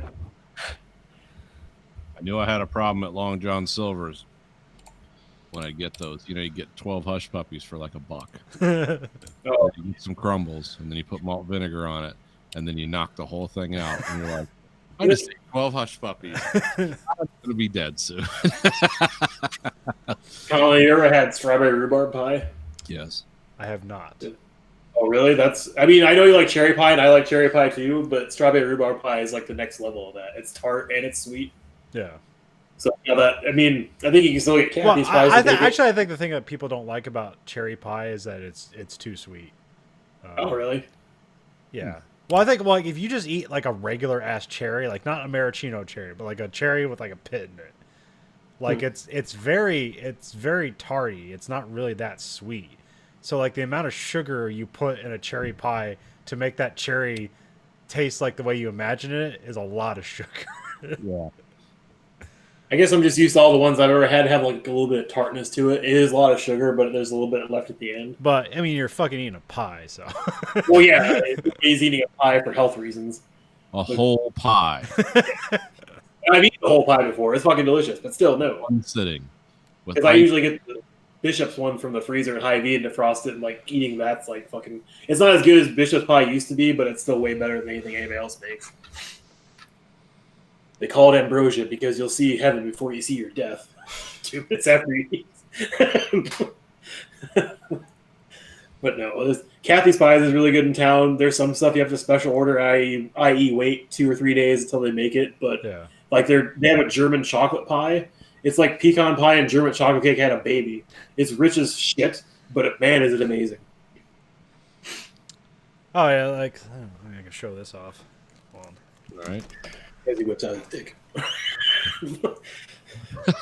Whoa! It took a turn. Oh, you got a Prince Albert, did you? Okay. I got a thing. Oh, Breville, cool. Oh, it even comes with the wand. Is that the wand mixer too, or is that just all the attachments to it? Yeah, that's all. I just wanted an immersion mixer, and this is the one that Binging with Babish was using. Okay. And it was Breville. It's like, well, they make really good shit. Like, how much is this? And like, usually their shit's like starts at $300. I think this is $170. It's like, fuck it, like an immersion blender and all this shit. That's actually a really good price, actually. And like, Wood chopper is the other thing, isn't it? For what I'm seeing, yeah, is that right? Yeah, it kind of looks like it's just like a Cuisinart kind of thing. I'm not sure. I haven't even opened this up yet. Oh, okay. But I basically got it for one thing, is to make mayonnaise. Oh, You need an immersion blender to make mayonnaise, because all mayonnaise is essentially is just eggs and oil. That's all it is. And then like you add like maybe a bit of sea salt, a bit of lemon, and then like maybe some garlic or whatever, some stuff to spice it up or whatever. But like I was just like, I like mayonnaise. Like, can I get mayonnaise without sugar? Like, would that be like almost healthy? So, at some point, I'll attempt to make mayonnaise. With your immersion blender. yeah. Let us know how it goes. 'Cause I've been I seriously want to try some of his recipes. I just don't have half the shit he has to do it. So, Yeah. like we tried looking for Dutch, like a Dutch cooking pan or whatever at Bed Bath & Beyond last weekend. They only had like the smallest one available. It's like, what the hell do you make in this? Like, I was trying to make like soup stock, like make. You ever seen these like El Pastor tacos? So you like cook pork fat down with some other seasonings and let it cure for like a day, basically. Yeah. And then like deep fry the meat back in it, and then dip the shells in it, and then have that together. Like that seemed really cool. I think I used one of those to attempt to make mashed cauliflower. Oh, okay. You use like Thai milk, Thai coconut milk, mashed cauliflower, and almonds. Or no, cashews. It's like, I think this will taste good, and then I cooked it up, and it's like, I must have fucked something up. Because this doesn't really taste like anything. Yeah, cauliflower does not taste, especially if you boil it or cook it. Yeah, it doesn't taste like shit. You have to put a lot of butter and everything else in it to make it taste like anything. Well, I figure that's what the cashews and almond milk or Thai coconut milk were doing, but Yeah. I probably fucked something up. I'd probably miss some point, and then just like. Yeah, eating healthy is a bitch. Trying out new recipes and like, oh, this is totally shit. Like I got some nice healthy burritos to eat from the freezer section as a quick meal. Like it was like pad Thai chicken with edamame in it and stuff. I was like, oh, this should be good. And I took a bite and it's like, this tastes like nothing. Literally nothing. It's like I'm eating a wet paper towel. Well, I thought about getting like those delivery like keto meals, like just getting them delivered to the house. It's like, yeah, and then just like I'll just let them send it to me, and then like that's the only thing I'll eat. And then and then like getting like 3 meals a week was something like $175 like a week or something like that. It's like, fuck that. Yep. Back to the fat farm for me. Who the hell can afford doing meal delivery service like that? Because it's not for people that don't have any money. I mean, I don't know, that's probably for like business people are always like on the road or whatever, and they don't have time for stuff, but they have money, so. yeah. I mean, it's just, I mean, technically that's pretty much what I spend on groceries. That would not be like, hey, I don't have laundry detergent and toilet paper and stuff like that. So it would not be worth it, probably. Plus, I thought the whole thing, the new fad now is just intermittent fasting. Yeah, I haven't done that shit. Yeah, Well, neither have I. well, I accidentally do it. Like I on the days I work, like I pretty much I don't eat till I get home after work. But then on my days off, I just sit on my ass and play video games for 8 hours and order 3,000 calories of Grubhub to my house. You ever thought about like getting another exercise machine or like? I mean, I know you can't go to the gym right now. I think that's probably what you'd like to do. I got a treadmill. I've just been completely off.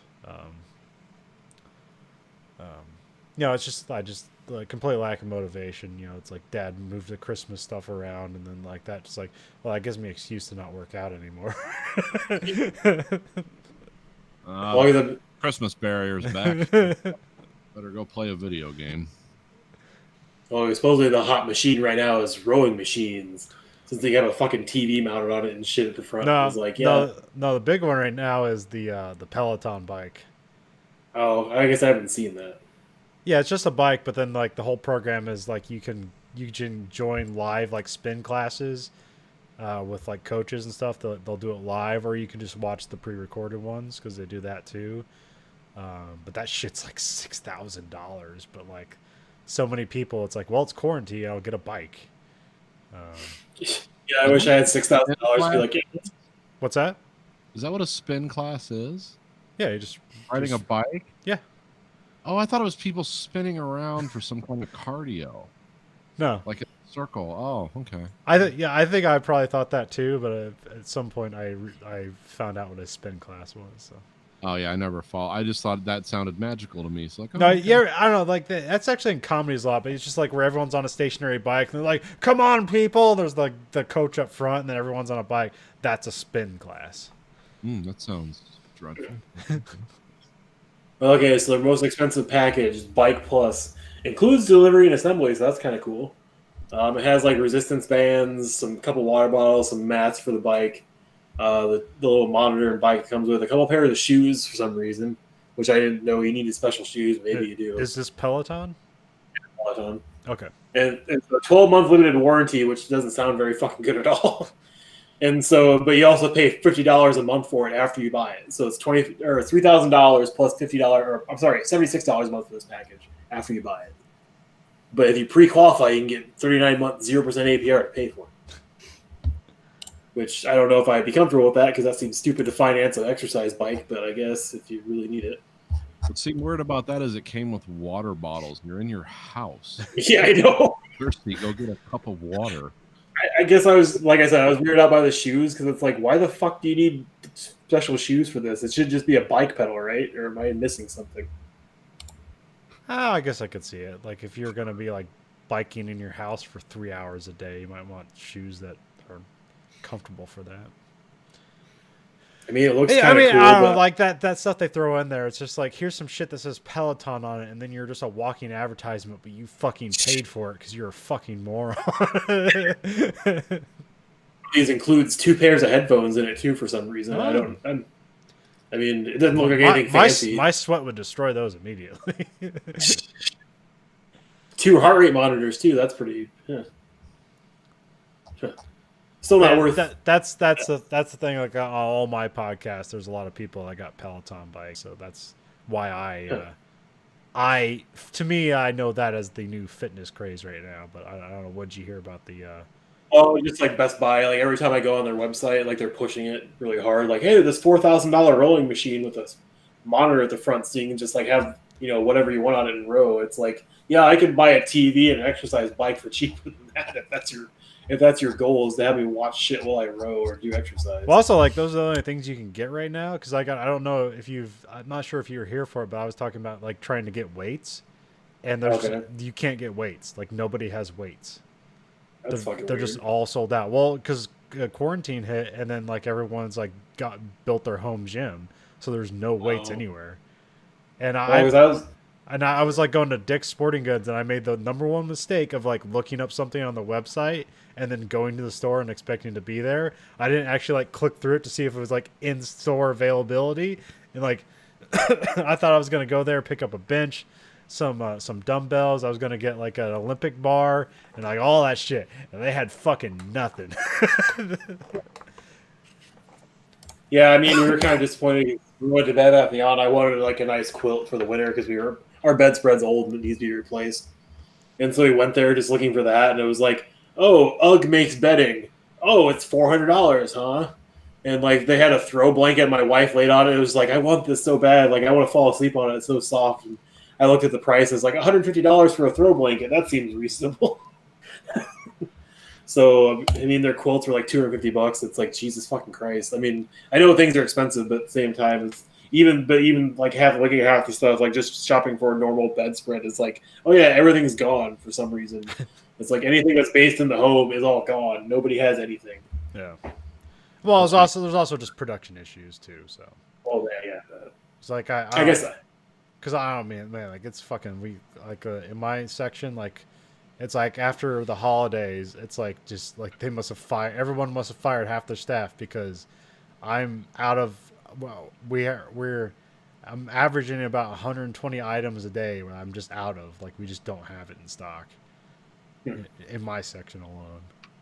I guess frozen pizza always seems to be pretty well stocked. That doesn't seem to suffer too much.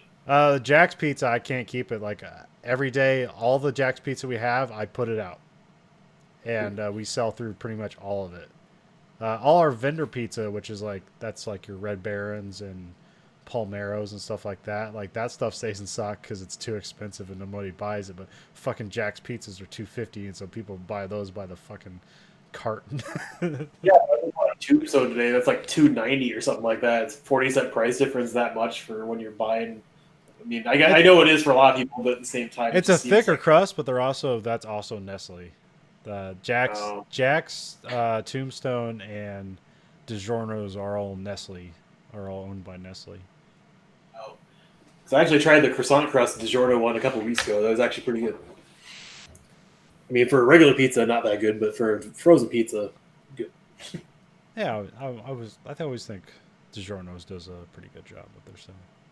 Yeah. But we should probably go to the other half of the podcast. JFK. We watched a movie this week, Oliver Stone's JFK. So this movie is from 91. Yeah, JFK is 1991. Is this the same year as The Doors? Is this the one because he has a couple where he released two in the same year. I think this was the other Doors one. Yeah, that could be. No, I think The Doors was it 1990? I don't know. Anyways, anyway, yeah, this is like one of my favorite Oliver Stone movies. There's literally a lot of things I like it. What I'm not going to do here is litigate the JFK assassination. No. I'm just not interested in doing that. But I'm just going to talk about how much I like this movie. I think this was one of the first like mainstream conspiracy theory movies. That was very well done, and like you said, there every editing and filming technique in the book was thrown at this movie. You couldn't. There's not much more they could do. I don't think CGI existed back then. But well, I think about this movie and sort of why I like it so much is it's not necessarily I don't necessarily think this is the most well-written movie in the world, but there's good performances, but there's a huge cast. Yeah, and everybody just has a good performance where they can. But really, what's about this movie is if you want to hey, this won the Oscar for editing. You show people this movie because you can essentially just see the editing on screen, what they're doing. Because a lot of times where it's hard to evaluate editing is you would have to see the source material that the editor is working with to really determine oh wow, they worked magic. But with this, it's because they're working with such a wide variety of source material of reenactment, actual footage, stills, all that stuff. It just is just a masterclass of putting all that shit together and having it work somehow. Because at the same time you have MTV editing at the same time where it's just you throw a bunch of crazy shit together, but this is so much more elegant as an edited product. Yeah, this movie kind of it has a lot of information to give you, and it does it in an interesting way. I mean, if you're interested in this kind of stuff, this is a great movie to watch, even if you're not interested in the JFK assassination in particular. It's just a cool movie. Also, I ordered the director's cut, and I don't think I've ever not seen the director's cut. I think I've only seen it. Pretty much all I have. It's like 2 But it's like an extra hour. It's like, do you know what's like added to the director's cut? Do you happen to know? No, because that's all I have. Okay. Yeah. I looked it up. The theatrical cut's only 18 minutes shorter than the director's cut. Oh, it is? Okay. I thought it was like an extra hour. Okay. Never mind. No, it's only 18 minutes longer. Okay. And I was trying to figure out too. It's like, what would you cut? Because I didn't think there was any part of this movie that seemed slow or out of place. But then again, it's my first time watching it. You guys have seen it multiple times. Yeah, so. like, yeah. What's your impression of it? Like, what were you thinking about it going in beforehand, or what did you think this movie was before you actually watched it? Well, I mean, what I thought was, I mean, from just seeing, trailers or bits and pieces of it, just like clips and stuff throughout the years, is just that basically it seemed like it was a prosecution of like trying to figure out the truth behind the JFK assassination, but I wasn't really sure who was investigating or who was prosecuting it and stuff like that, who they were trying, because I couldn't get that out of it as far as like gleaning it. I did take an intermission in this just to break it up a little bit to try, because I figured there was an intermission for it when it's 3-some-hour movie. I'm just trying to like get so intense and so like in your face the whole entire time. It doesn't let up. That basically I was just trying to like give it a little bit of breathing room so I could totally digest it and not be overwhelmed. Because there's a lot to take in this movie. There's a lot of characters. There's a lot of things happening, and it all coincides into one big government conspiracy and mob conspiracy and private business conspiracy and a bunch of other stuff. So I mean, it's really well conspiracy. An Omni conspiracy. Everybody in the world's involved in it. Nobody's not involved in it.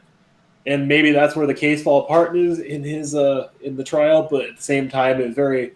I was trying to research how well this is accurate to the court case, because I mean it seems like a lot of the stuff actually happened, but obviously they recreated a lot of stuff and didn't have footage and all this other stuff. So I have no idea how much is fiction and how much. Well, Stone will tell you in the director's cut. There's like 3 Oliver Stone commentaries, but he'll tell you like pretty clearly, like this was a composite character, like the guy who betrayed him, the Bizarre character, the cop. Okay, that was a composite. There was not one guy that did that. There were several different people. Donald Sutherland character, right? He's just a combination of a bunch of stuff, right? Yeah, Donald Sutherland. That never happened. Yeah, and they said in the movie when they said, see, Stone got lambasted for this movie because somebody leaked an early script and the people just started to clamp on it because they're like, oh, this is so wild and exotic and it's all hearsay. And it was not the movie that was released. It was just an early draft of the script. But a lot of the stuff, like he's pretty honest about like, well, this never happened. We did this for dramatic purpose. And he really got into a loud argument with somebody once. He's like, look, I was making a movie, not a fucking documentary. Of course, there's things in here that are for dramatic effect, or they're composites of a lot of different conversations that happened. Maybe some of these characters never actually spoke to each other this much or this long, but for clarity and for making a movie, this is what we had to do. But none of it's like pure fiction. Yeah. No, and I figured like a lot of grounded in actual real life things or things that could have plausibly happened or had evidence for. It's just that I didn't really know what characters were actually real, or like you said, composites of a bunch of other people or events that happened. Kevin Costner character Jim Garrison was a real guy, and he was actually in the movie. He played the Supreme Court Justice Rehnquist. That was actually Jim Garrison, the real guy. He was like 6'7". He's a really tall guy, and he was the prosecutor in New Orleans, and he did go after Clay Bertram / Clay Shaw for being part of the Kennedy assassination, but it was so bizarre and esoteric at that time, no one really took it seriously. And because he didn't really have solid witnesses, or the witnesses he did have were like pimps and whores, and or people were killed. A lot of people died. A lot of people died that he like put on the web. Can we talk to him? Nope, dead. Single car accident. What about her? Dead. Died of a drug overdose. What about him? Oh, dead. And that makes it sound like, ooh, sinister. But then you realize a lot of these people live pretty extreme lives anyway. Yeah. Especially the pimps and the prostitutes and the underworld people. Like they actually kind of like I don't know. This is like the 60s or like when this is happening. It's like it's not like people are really like happy about the gay community and all these other people, but like Garrison and his crew like seem to treat them with like somewhat respect. Which is like I actually like this was new to this viewing of that. Like I didn't really get that before. Yeah, they talked about that in because essentially the way you read the script, it's like, oh, it's the the family man prosecutor, district attorney of New Orleans takes on the homosexual underground, which was assisted in the assassination of Kennedy, and they didn't really want to portray it that way. So yeah, they kind of were like, well, yeah, that's a part of it, but it's not. These people are not doing bad things because they're gay. They're doing bad things for power and for whatever reasons. They just happen to be gay, which was that'd probably be a little more nuanced than maybe even than what it actually was. Gay, prostitute, a mob criminal. So yeah. Well, okay, so there was one time in this movie I laughed out loud because I got to the prison sequence where they're interviewing Kevin Bacon's character, and just like before shot where people have like assless chaps on and shit in prison. And it's like, what the fuck is this? And I was like, oh, it's the gay ward. This is how they're depicting the gay ward in prison. Okay. Yep. And I was like, oh, okay. It was interesting to see Tommy Lee Jones and Joe Pesci and Kevin Bacon portray gay characters. I don't think they've ever done it before otherwise in their careers. No, I don't think so. Yeah, because that's the thing about this movie is that like the knockout performances. Like, the one who stands out to me the most is Tommy Lee Jones, because he just plays this really eccentric, weird kind of character and New Orleans. You got to remember, is like the San Francisco of the South too. It's just a wild ass place where pretty much anything goes, even then and now. And so yeah, that Tommy Lee Jones really gave us. It was a standout performance as someone who's like, I don't recognize this guy as Tommy Lee Jones. Like, he is behaving so strangely, and it's so eccentric. It's like, oh, okay. Because when I think of Tommy Lee Jones, I think of like the sheriff in No Country for Old Men. Like, that's your typical Tommy Lee Jones. Like a weird white afro and a gay guy. Strange man. I would say the only normal looking gay guy in this movie was Kevin Bacon's character. Joe Pesci was like a sight to be seen. That was the weirdest wig and eyebrow combination. I'm trying to figure out that he was based on a real person, wasn't he? I believe David Ferry was a real person. Yeah. I kind of want to see what pictures exist of David Ferry to see what he looked like in real life, because I have to assume that was the choice to try and best fit the character. I had Garrison's book, and it had pictures of all these people. I don't have it with me, but yeah. I thought I was reading the Twitter or the Wikipedia page, and there's a good like. That looks nothing like Joe Pesci's character. Actually, a lot of Oliver Stone doesn't really necessarily cast accurately to looks. He just kind of casts for personality. Because we'll get to it in Nixon, but it's not like Anthony Hopkins really looks like Nixon, but. You have a full prosthetic ready to go. Anthony Hopkins said no, and Oliver Stone's like, "Well, this is Anthony Hopkins, so I'm going to listen to him." Also, like Kevin Costner, it like looks nothing and is nowhere near the height of Jim Garrison. So. Yeah. Well, I guess Ted. Sorry. Also, one of the things in this movie, Kevin Costner in particular had this problem, but a lot of these people would slip in and out of these New Orleans accents. I don't know if you noticed that. Not so much. I think I was caught up in like all the people involved in it and the story progression. Well, I've watched this movie like 100 times, so I start to notice that. I always like John Candy, like just showing up, and he has his weird accent with his like daddy-o shit that's going on. Yeah, that was really distracting because that was totally not the rest of the movie. I mean, I didn't think beatnik talk was really that popular in the early 60s and mid-60s, but maybe I'm wrong in New Orleans. I don't know. Well, for his character, it might be accurate, but I don't know. Yeah, his character was supposed to be like a low-life lawyer. Yeah, okay. And also John Candy's he was from Canada, and so he was actually filmed on, I think they did all his scenes in one day, except the courtroom thing they filmed towards the end. But because he was cut out of any extended scenes, he was cut out of. But yeah, I think he just came in and there's like, here's your script, and act like one of these guys, and that was kind of him freeballing, and they sort of, okay, this works. But no, there's a phrase that Oliver Stone uses to describe this movie where he describes the Warren as being like a myth, and so that this movie is the counter myth to that myth. Oh, the Warren Commission, yeah. Yeah, they do say that in the movie too, where it's like this is to lodge itself in the American public conscience as counterdicting the Warren Report and proving that things happened and this is what really happened, or this is what we believed happened. There is a lot of good points in this movie. I was really roused by the ending, the closing argument speech by Kevin Costner. It was really good. It still resonates today really well. Maybe a little bit long, but it's not that distracting. I mean, I don't know what the 18 minutes were that were added or cut to the film because I can't think of anything that wasn't needed. There was a lot of good care. I hated the wife. I don't know why women or why people can't write women halfway decently because it just made her seem like a bitch for half the movie. Because she Basic and Oliver Stone didn't like that role either. They actually wanted to do some reshoots because they thought that was sort of. I forget. See, this film they wanted it out by Christmas of that year, and so they had to really cram all because they shot this film in 71 days. This is Jesus, much longer to edit, but they shot like 7.5 hours of film, and yeah, a lot of the Sissy Spacek stuff. He said if there's one thing I could do, I would redo the dialogue between them as characters, because she seemed very static, and she's too good an actress for that. But they I think they just got rushed. Well, I mean, she just comes off as very ununderstanding and doesn't really read the room very well.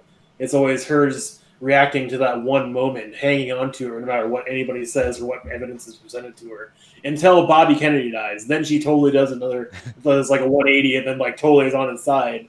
And it's like, you have what, 5 kids together? 4 kids? I can't remember how many kids were in the film that they're having. You've been with him long enough that you think you'd trust the guy by now, but it's apparently it's the common theme in the movie that everybody will just get along and not question the authority or question America. They'll just always go after the outlier.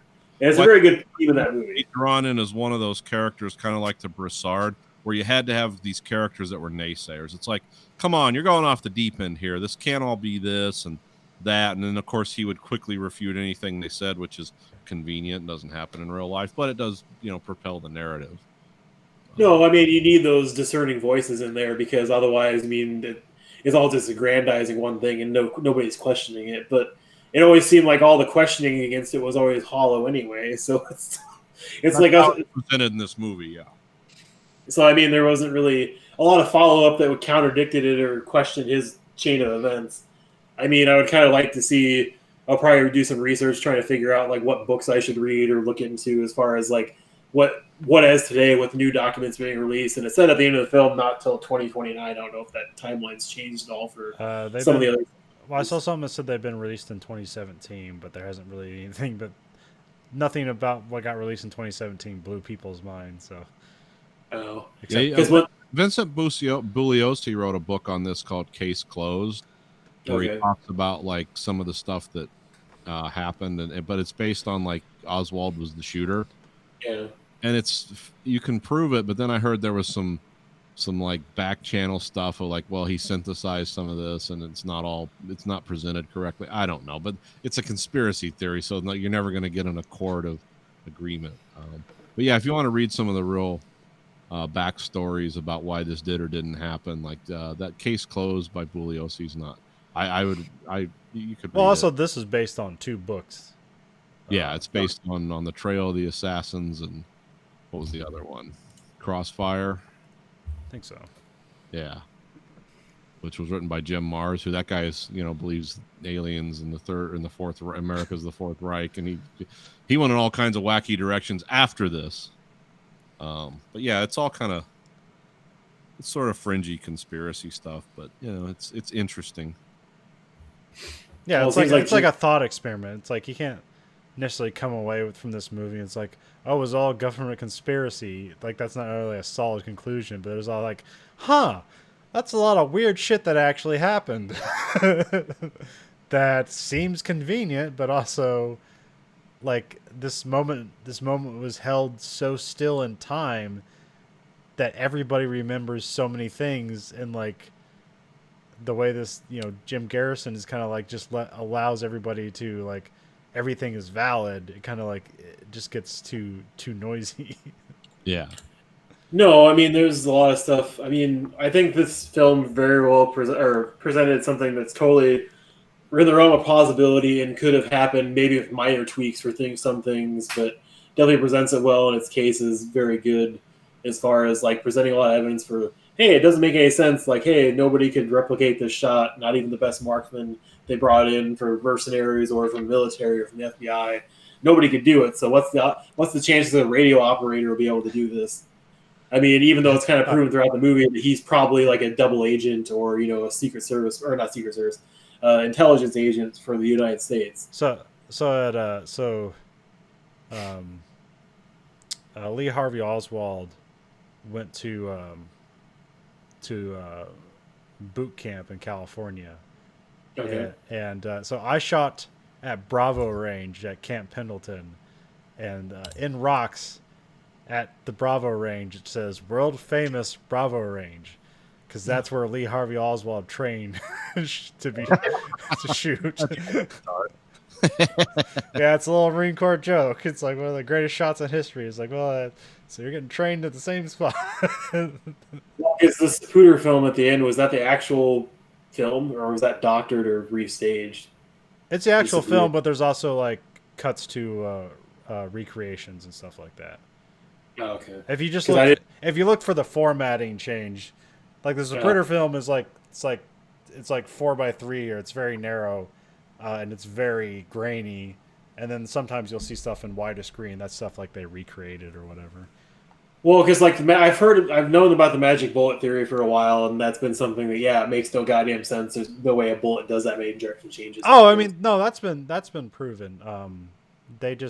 So in the movie they have them like sitting like directly in front of each other, and also like both staring forward.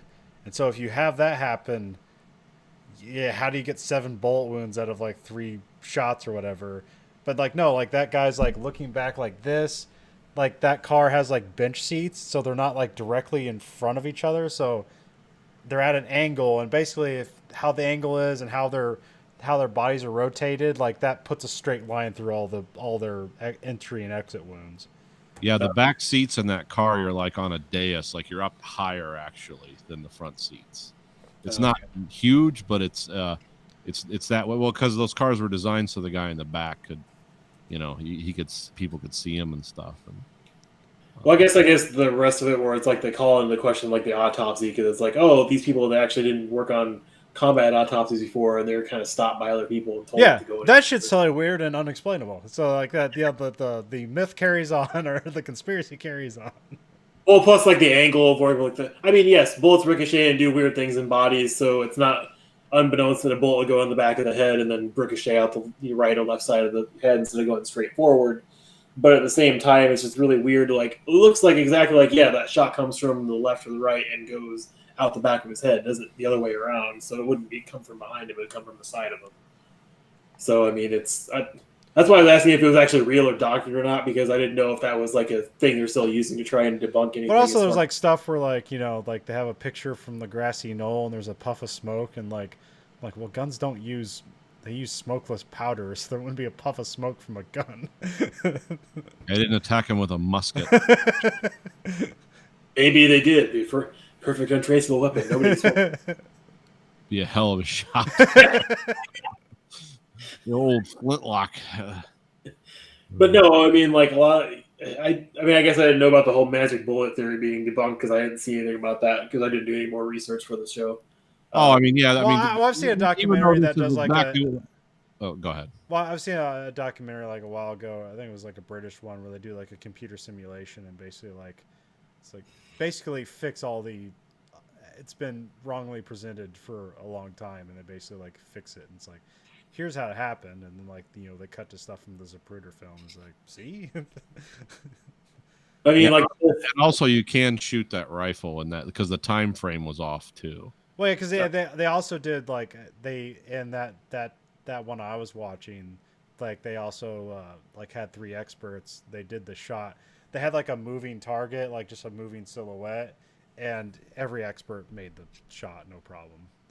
Oh, okay. Yeah. Well, I mean, either way, like the whole breakdown afterwards of like Lee Harvey Oswald making it down 5 flights of stairs in 90 seconds past people and then being composed seemed off, but I don't know if that's totally accurate. Yeah, well, that's like I said, like that's what happens when like such an important moment happens and everything becomes static and everybody remembers a very specific detail, and then it just all. I mean, there was shit where like, what was the weird thing where like the motorcycle cops, like somebody picked up a recording off of something off of the bike that wasn't meant to record things, but somehow like the dispatch got it recorded from something on the bike that. Oh, he had the microphone open. The Oh, radio okay. transmit mic was basically mashed down. Um, I mean, okay, you want to talk about the weird shit about Lee Harvey Oswald? Is a guy who's in the Marines, works at like Hakodate on secret radar, comes home and then defects to the Soviet Union, renounces his citizenship, and basically says, I'm going to give him all the radar secrets, which he actually didn't have that big of a clearance. But then the Russians don't want him. He tries to kill himself, and then they say, okay, we'll take you. Just don't kill yourself, which is a weird move for the Russians, because usually the Russians are like, yeah, kill yourself. Maybe they didn't want to deal with a body in their country, an American body. But then he hangs out in like the Minsk. He gets transferred around to different high-paying jobs in Russia, but he hates living there because even though he makes good money and the Russian government has like his apartment's free and he's subsidized, he's like, well, there's nothing to spend money on here. It's like, yeah, no shit. It's it's Russia. So then he gets to come back to America. They give him the money to fly back to America because flying was very expensive at that time. And he gets the money to come back to America with his girlfriend/wife, and then just goes back to Texas. Like, yeah, no big deal. Here's your new passport. Come on back. Now that's fucking weird. In the 60s? Now I've heard different things about that too, but it's like, yeah, that's the stuff that, like, because when you want to debate bullets and physics and minute of angle and deflection, it's like you're out completely beyond anything I understand. But what I do understand, things like history, politics, stuff like that, is like, how the fuck did he get back in the country without being arrested? No, that was a very good point. Might renounce your citizenship. I don't know, but it's. And that was a very good point in the film, too, because they even brought up, like, hey, his wife wasn't even harassed or threatened to be deported afterwards either. It's like, oh, okay. It's like a Russian citizen in the United States all alone. Huh? That seems okay. Totally fine. But yeah, the whole, like, Lee Harvey Oswald, either going by Leon Oswald or just basically weaving in and out of, like, pro and anti-Cuba parties, pro and anti-communist parties, and then also being affiliated with the USA, and then possibly being a sleeper agent inside the assassination attempt. And it's like, there's too many layers to that. Like, what the hell was he? And was it just, like Kevin Costner says, like, well, maybe I'm just fucking crazy, and this guy actually did it, and there's no more layers than just that.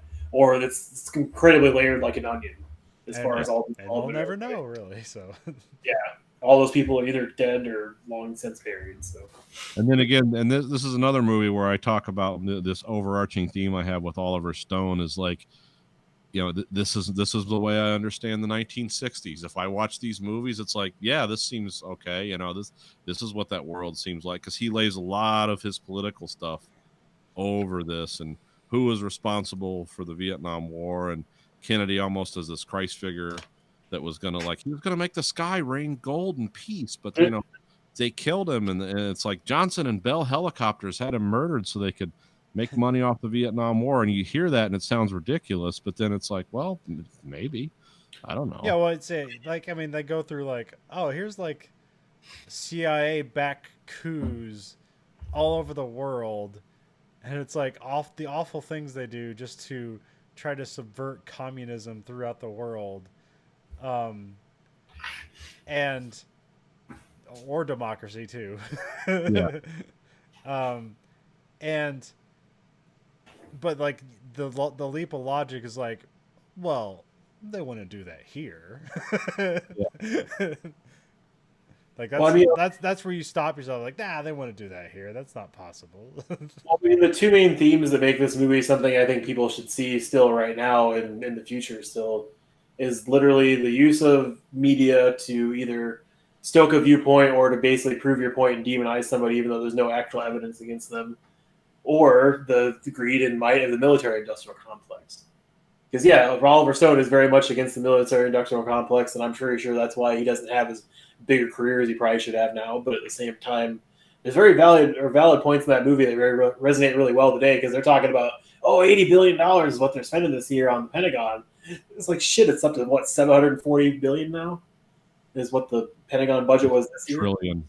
Oh, 7.4 trillion. Okay. No, not 7.4 trillion, close to a trillion. Oh, okay. Like $890 million. Okay. So, yeah, I mean, it's obviously with inflation and all that cost of shit, like, yeah, that goes up.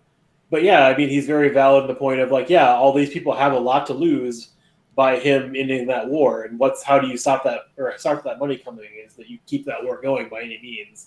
And is it worth killing somebody for and subverting power? Yeah, sure, I could totally see that because it happens all the fucking time now.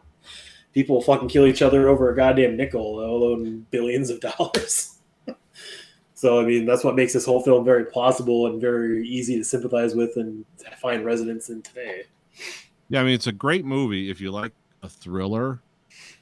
It's a kind of a low-key thriller. There's not a lot of action in this movie, but there's a lot of stuff going on simultaneously, and it's one of those great onion unraveling movies. It's like we start at one point, and then we end up way over here, and it's almost like, how does this connect together? Oh, yeah, that's right, because this guy knew this guy, and that guy knew that guy. And, you know, sometimes narratively it is in the wilderness, because sometimes they're bringing stuff up like, well, Lee Harvey Oswald was a patsy, or he was a sinister double agent, or there's multiple Lee Harvey Oswalds, and sometimes it gets hazy in that. But still, at the end of the day, it's a satisfying movie to watch.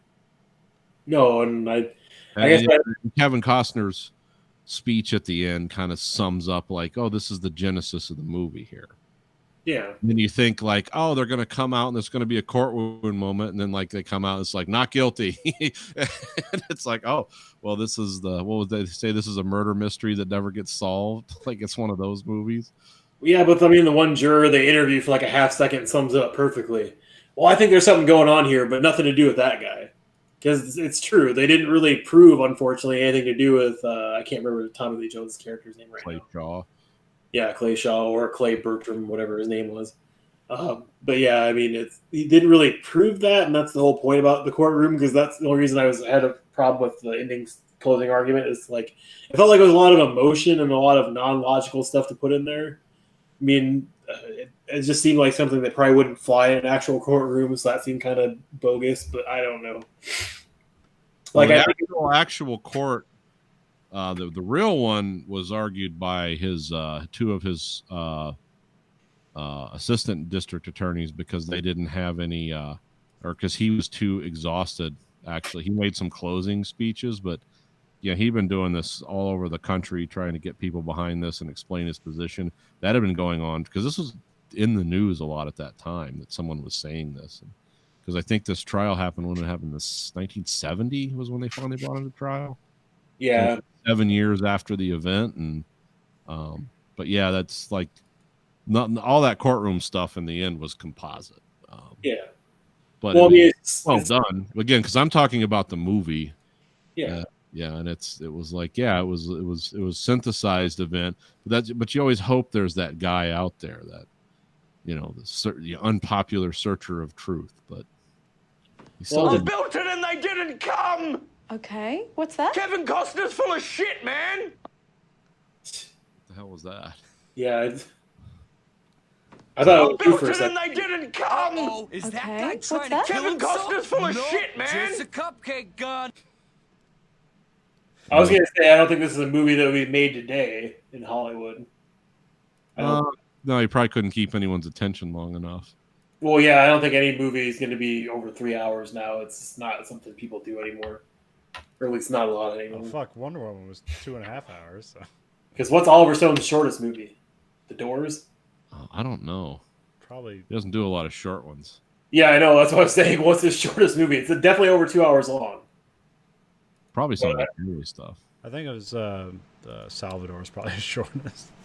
Oh, okay. I know the Alexander movie was long, so that's not. So did my sound clips come through? I had to switch over to a different audience. Yeah, they did. Okay. That's because I was looking at you. I was like, "Is that you, Colin?" But I couldn't hear you talking. Yeah, I haven't figured that out yet, so I had to switch over to the soundboard just to have. I thought someone was yelling in my room for a second. Who the fuck's here? Kevin Costner's full of shit, man. I don't know why anybody would need to say that as a statement, but I guess technically. That's it's Auntie Donna. There's a weird thing where they're visiting a sports doctor, and for some reason, a guy's dressed up as a baseball player, and he's yelling, "I built it, and they didn't come." And she's like, "Okay, what's that?" It's like, Kevin Costner's full of shit, man. I guess I didn't know he's been doing a lot of documentaries recently. Oliver Stone, he does a bunch, yeah. It's like in between 4 movies, they'll release a documentary. Well, Natural Born Killers was 2 minutes short of 2 hours. So far, that's the shortest one I found. Yeah, but this stands out as one of my favorite Oliver Stone. I think it's one of the first ones I saw where I recognized, like, oh, this guy has a. Yeah, where did you first see this? Do you just see it like on video, or do you go to the theaters to see it? I rented it at the video store when you got the 2 VHS tapes. So damn long. I didn't see this in theaters. Because I don't think I've ever seen this like presented on TV. It's probably because it's too long, but Yeah, that could be. I think it'd be one of those things that's like a multi-night event.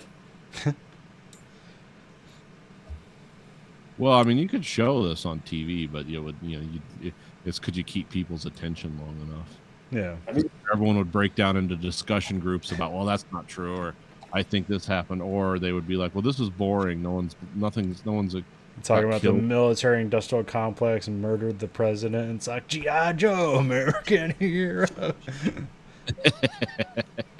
I guess I didn't know he directed. What's that? Andrew. Yeah, I'm here. Oh, I didn't- we didn't hear your last statement. Oh, no, I'm just going through his director credits. Like, I didn't know he directed World Trade Center. Yeah, that was kind of his. That was in his like jail period, Uh, or director's jail. He wasn't actually in jail. I assumed that's what you meant, but at the same time, I was like, well, maybe I'm misreading. I believe that so we'll get into it, but Alexander kind of ruined his career, and he kind of had to claw his way back by just doing some more stuff that was seen as more commercially viable. Because I think World Trade Center was like PG-13 because he was used to making like getting $100 million to make R-rated movies that were going to gross $60 million at the box office. Yeah, so far, Natural Born Killers is the shortest movie that I can find. But maybe not by a lot, but it's the shortest movie. I don't, because I remember that coming in like a 2-disc set on VHS, so I don't like, that doesn't come off to me as his shortest movie, but probably it's. Well, like I said, it's 2 hours. It's a it's an adapted Quentin Tarantino screenplay, so yeah. Oh, it is? Okay. Yeah. I've never liked that movie. I fucking hate it, but I've seen it. Oh, I love that movie. Well, we'll get into it sometime. Oh, okay. Well, I mean, maybe if I rewatch it, I'll find something I like, or maybe I'll understand it better. But the first time I watched it, I think like in some ways it's like the style that they created here for JFK, they kind of take it too far in Natural Born Killers, but I still like it because it's crazy. So, but All right. Well, that's all I got for this week. Yeah. You guys done? Yeah. All right. This week for the American Greed Factory podcast. This is Nathan. Is Conlon? Andrew.